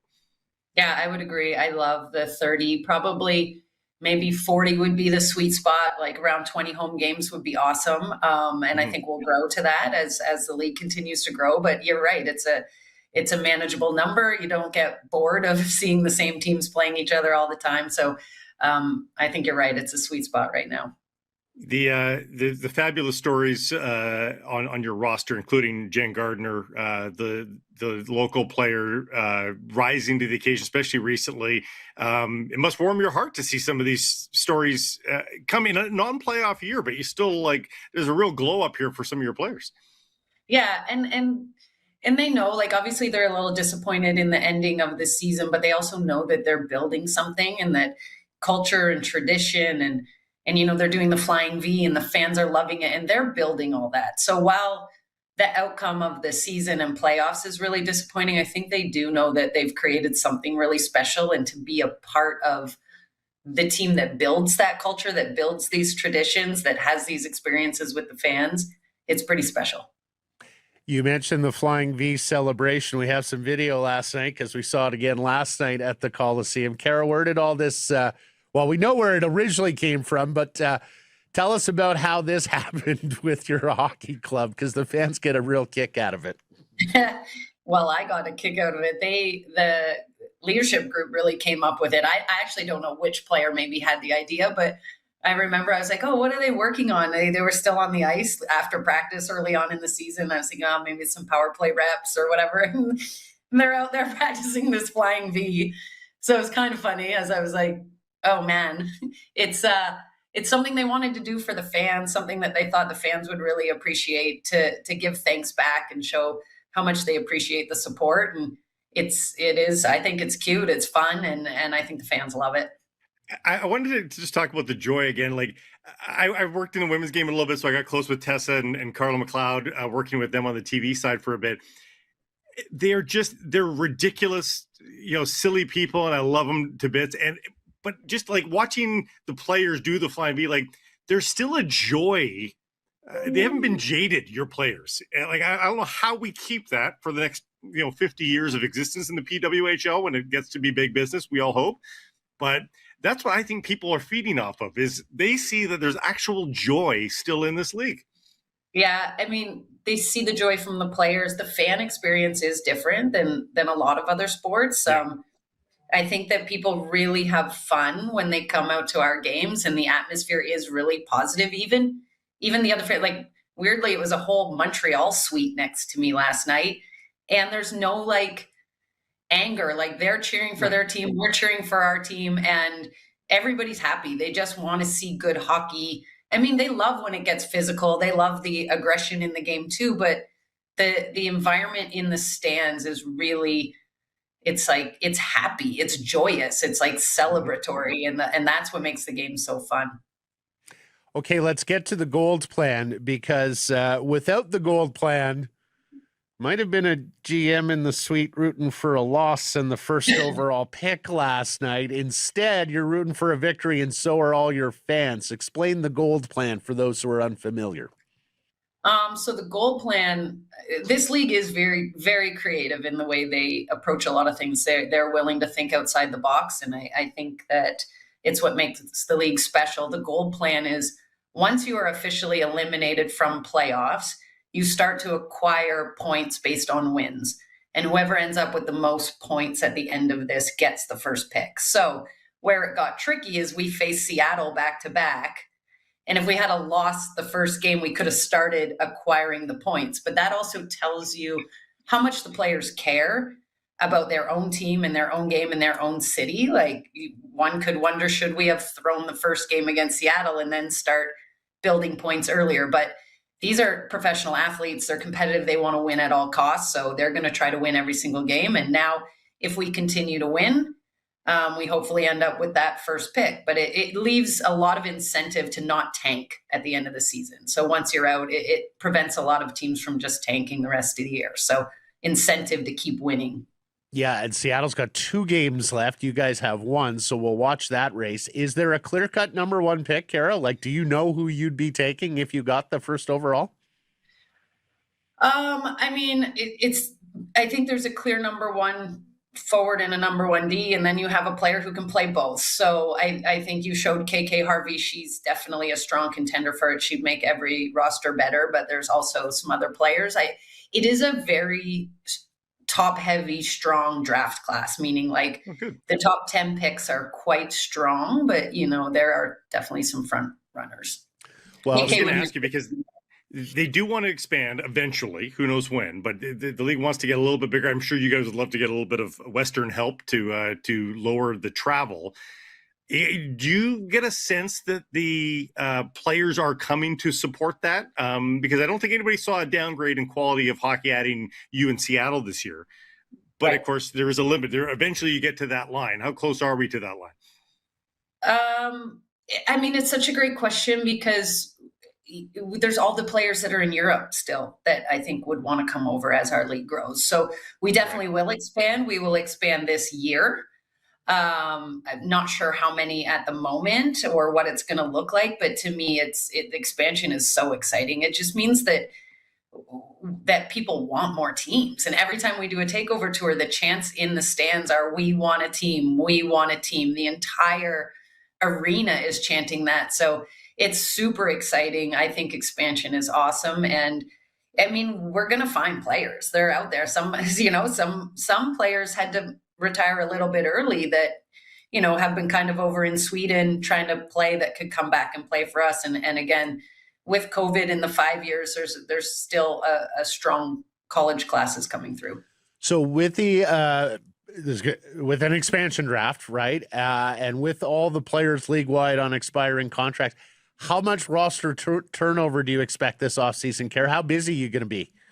So busy. I mean, I want to keep our entire team together, but we know that it's impossible this year, which is sad. We know that, Saturday is going to be the last time this group is going to be together as it is right now. There's a lot. I mean, it's going to be exciting until we kind of know the parameters. Like, we don't know how much change there will be, but I would expect that the roster is going to look, quite different than it did this year. My goal is to keep it as similar as possible. Well, one player we hope you keep is Sophie Jacks. What a season for her. What a year for her beyond just the PWHL. She makes her first Olympic team as a member of the Canadian national team. She is the first defender in league history to hit 50 career points. A word or two about Sophie and how important she's been to your operation. She's amazing. I think anybody that's watched Sophie play, she's a special player. She's a different player. She's very offensively gifted for sure, but obviously can defend well. She always has so much poise and patience. Like, that's where, as a fan, you kind of wonder, she doesn't have that like zippy jump going all around, but she's always taking the right line to the puck. She reads plays. Like, I always watch and I think the game must be so easy for Sophie, because if you watched as the other team's making breakout passes, it's like she just intercepts 80% of them. Like, she just knows where to be when. So she is a special player. She sees the game differently than a lot of players. And then that shows up. And her shot, I mean, her shot's incredible. Like, that's why Izzy was out, because Izzy took one of her shots off the head in a game. But she's a special player. The National Hockey League fans just said goodbye to Alex Ovechkin just in case, because they weren't sure if he was going to be back. Should Goldeneyes fans be doing that with Sarah Nurse? I'm sure she would wish that she was healthier this season. What do you think the future holds for Sarah and her in a Goldeneyes jersey at the very least? So Sarah is on an expired contract. So when we understand what the parameters are going to be around those players, I think Sarah's going to have her choice to play wherever she wants. So I think it's going to be up to me to convince her why Vancouver's the greatest place, and I think she loves this city. So, I mean, until we kind of know how the contracts are going to work through expansion, that'll tell a lot. Okay. Well, you guys were here or around here this past weekend, so the weather started the recruitment, I would hope, Cara. I do want to ask you about what your coach, Brian Adowski, said following the takeover game in Edmonton when he talked about the travel and what was going on with the players' bodies and how it's been a little difficult for Vancouver and Seattle traveling from these long distances. What's your sense on travel? And would it help if you had fewer takeover games? You have more games at home, more perhaps less travel to third party or third markets?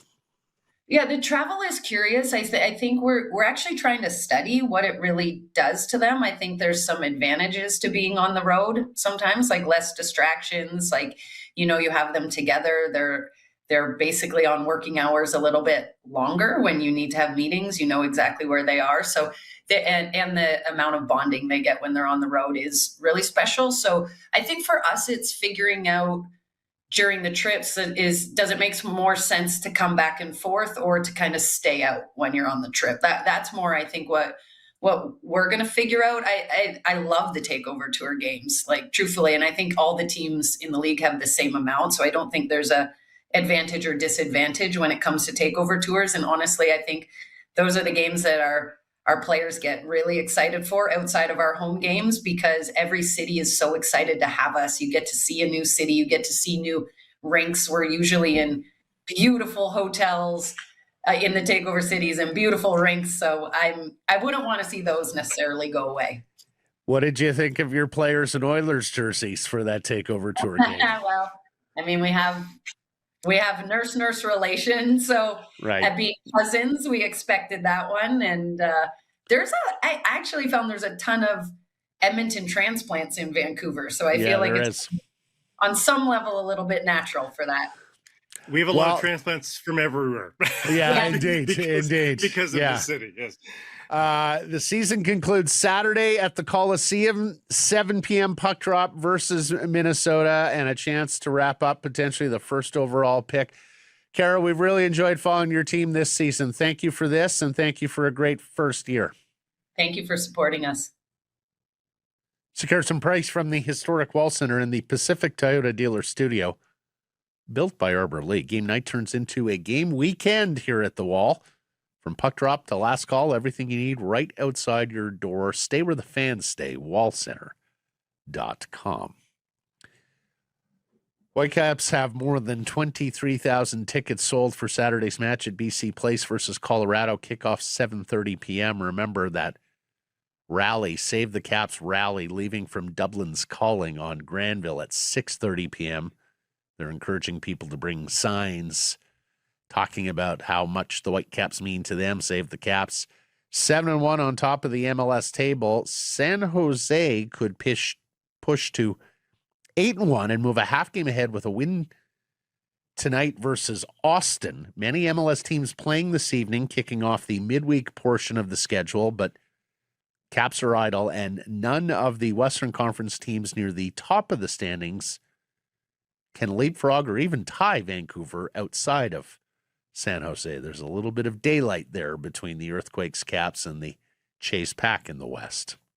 Yeah, I wonder if San Jose might get caught letting down a little bit here. I don't know that they've got quite the savvy group that the Whitecaps do in terms of avoiding those letdown matches. It'll be interesting to see, but they've got insurance on the rest of the league, as you mentioned. So, and that march to the match is not to be dismissed either. People might think, oh, it's just ceremonial, whatever.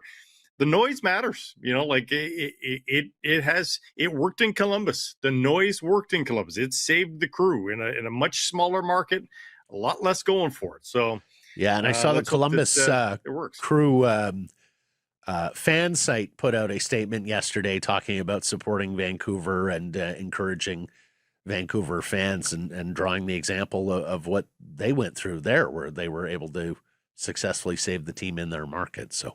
And I didn't know this. I noticed this, and I was there. But my broadcast partner tonight for the TFC match Kalen Carr, he said that behind the net in Seattle this past weekend, and again, I didn't notice it, there was a Save the Cap sign in Seattle. So Wow. the supporters groups are showing up for each other here. And of course, the Cascadia rivals want to keep the Cascadia rivalry. So Absolutely. good on Yes.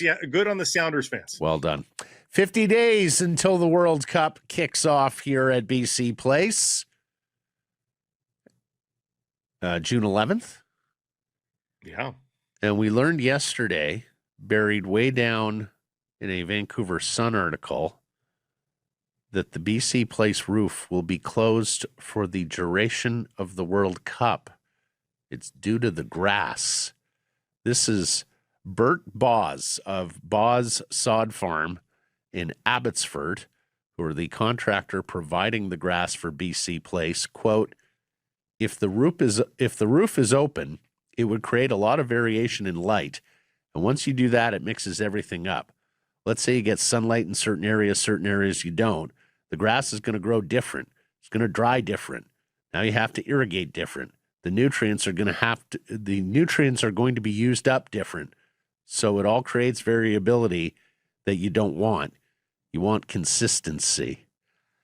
And I hear that, but isn't the light going to hit different parts of the pitch different anyways? Well, based on the position of the sun and how it moves. So I'll speak on both how sides. the Earth moves around. People have said, like, yeah, but the sun exists everywhere else for stadiums. Well, because this is a temporary pitch, they don't have the apparatuses around this pitch that a permanent grass pitch would have to avoid problems with variable light and all that sort of thing, and irrigation. But on the flip side here, Matt, 4 of the matches are evening matches, 3 of them downright nighttime matches. What's the harm in opening up the pitch then? You keep the roof closed until 6 p.m. and then open it up for the evening match. As Why we can't know, we do BC that? Place needs it's quite a lift. Let me correct myself. June 13th, the first match here in Vancouver, not the 11th, 13th. Well, and that brings us to this, and our buddy T-Mart articulated it ever so eloquently. The roof is going to be closed for the entire World Cup because grass nerds say, so this is how I read this, brutal. Maybe it wasn't that articulate, or maybe I'm not doing it justice. Brutal. The average person wouldn't notice any of the variables on the field. Now BC Place in June, July could be a sweat box for the biggest sporting event on the planet. Yeah, and there's that too. It could be uncomfortable if that top isn't open. There are some louvers, I think, on the side that could create some airflow. The side windows, I think, open up to some degree. But I mean, by 6 p.m., there's 1 6 p.m., there's 2 8 p.m.s, and 1 9 p.m. So the 2 8s and the 9, I don't understand why they couldn't be open for that. And even the 6 p.m., the sun is going to be so low at that point, it's not hitting any part of the pitch. Again, if somebody will have to explain to me like I'm 5 why that wouldn't work. Yeah. 1 p.m. games, okay, I get it. And there's more trouble for Canada at center back. Report in the Northern Echo covering Middlesbrough Football Club says that Alfie Jones is, quote, not near and, quote, now looks unlikely to play for Borough again this season. Now, the good news is their season ends on May 2nd. So there is a month plus of build-up time for Jones after that. But that he is not near is somewhat concerning. And there you see the other center back options and injuries that Matthew Shinetti of TSN's put together. We've talked about it. Moise Bombito, Derek Cornelius, Luc Dufugerol, and our boy Ralph Priso, although Ralph's made pretty good progress here with the Caps. Anyways, that could be a big position of problem for Canada at the World Cup.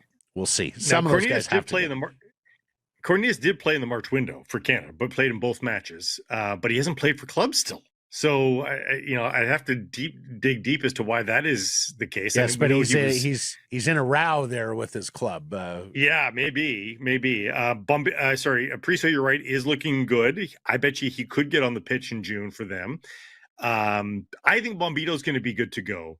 And then the break last in case of emergency, and I actually don't hate this plan either. And he played center back this past week.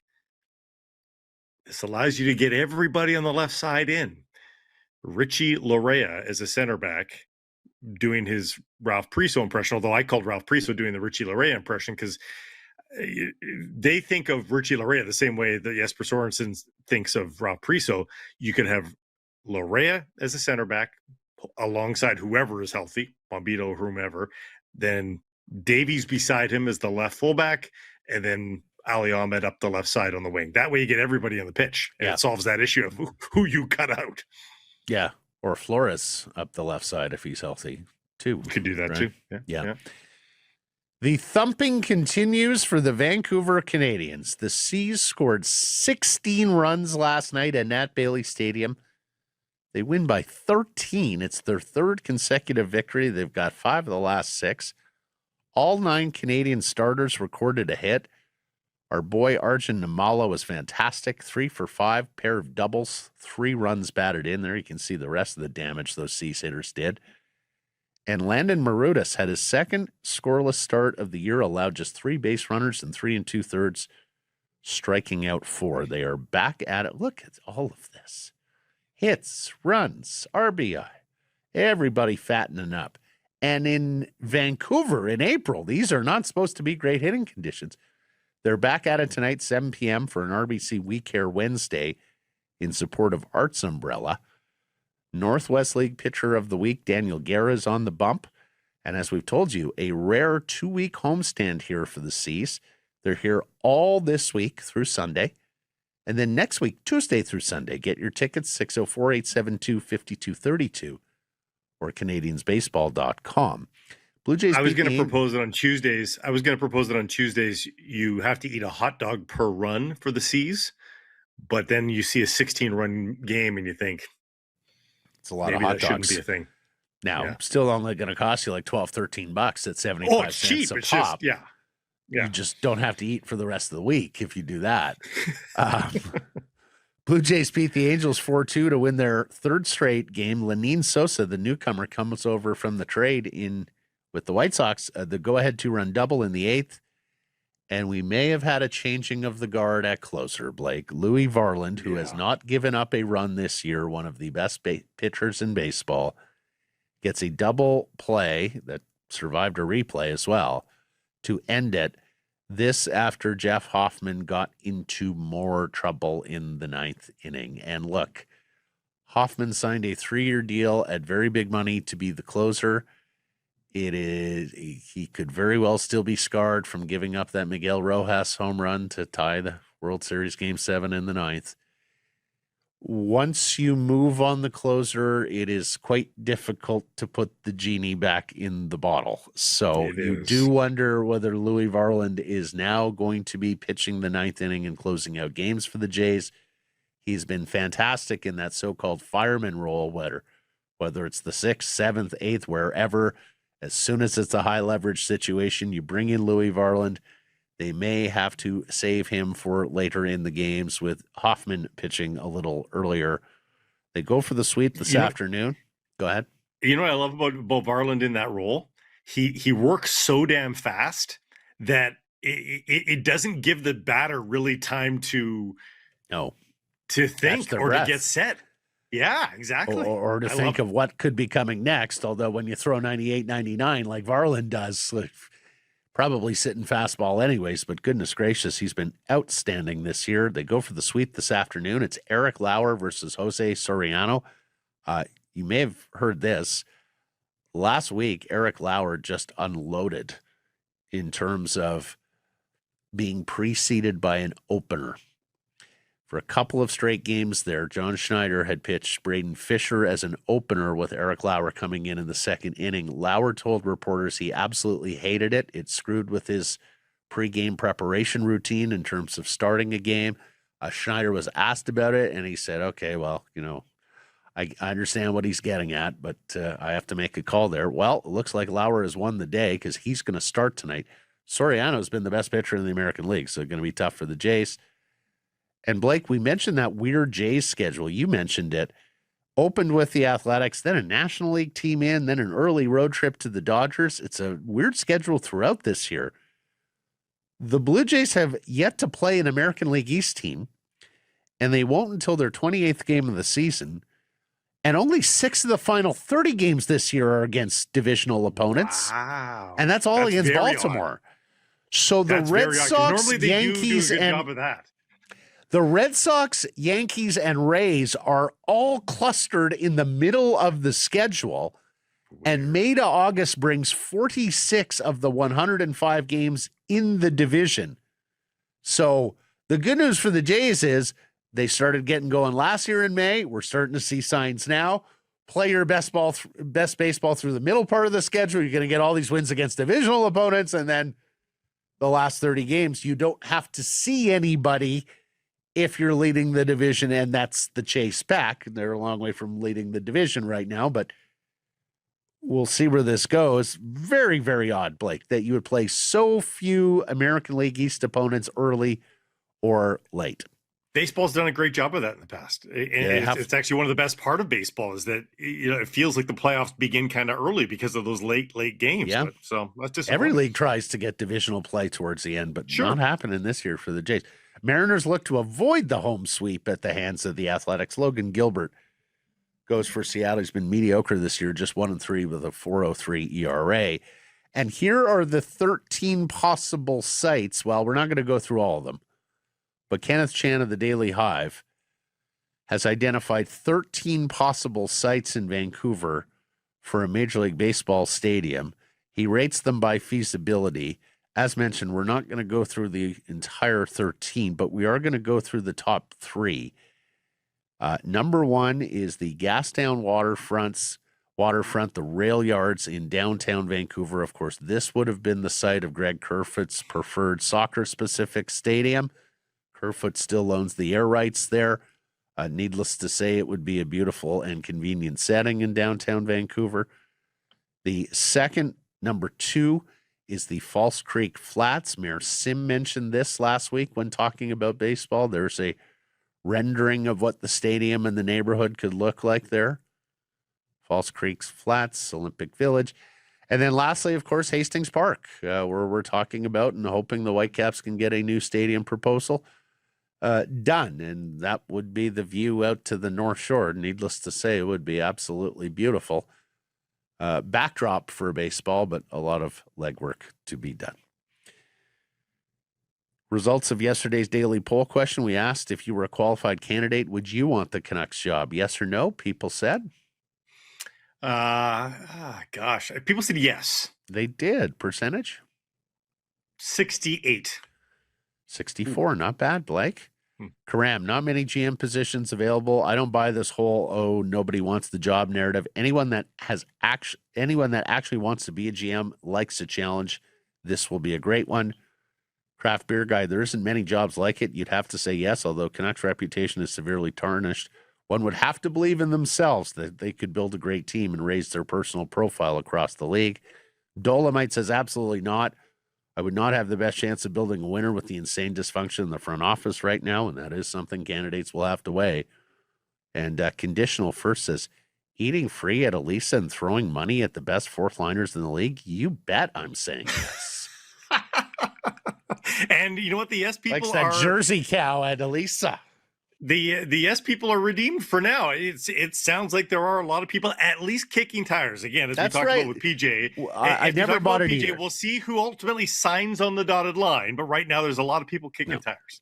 As I said on the show the other day, I don't buy it. The only people I buy would say no to Vancouver preemptively are guys with options. Sonny Meta saying, yeah, thanks, but no thanks, because I've got Jersey or Toronto. I get that.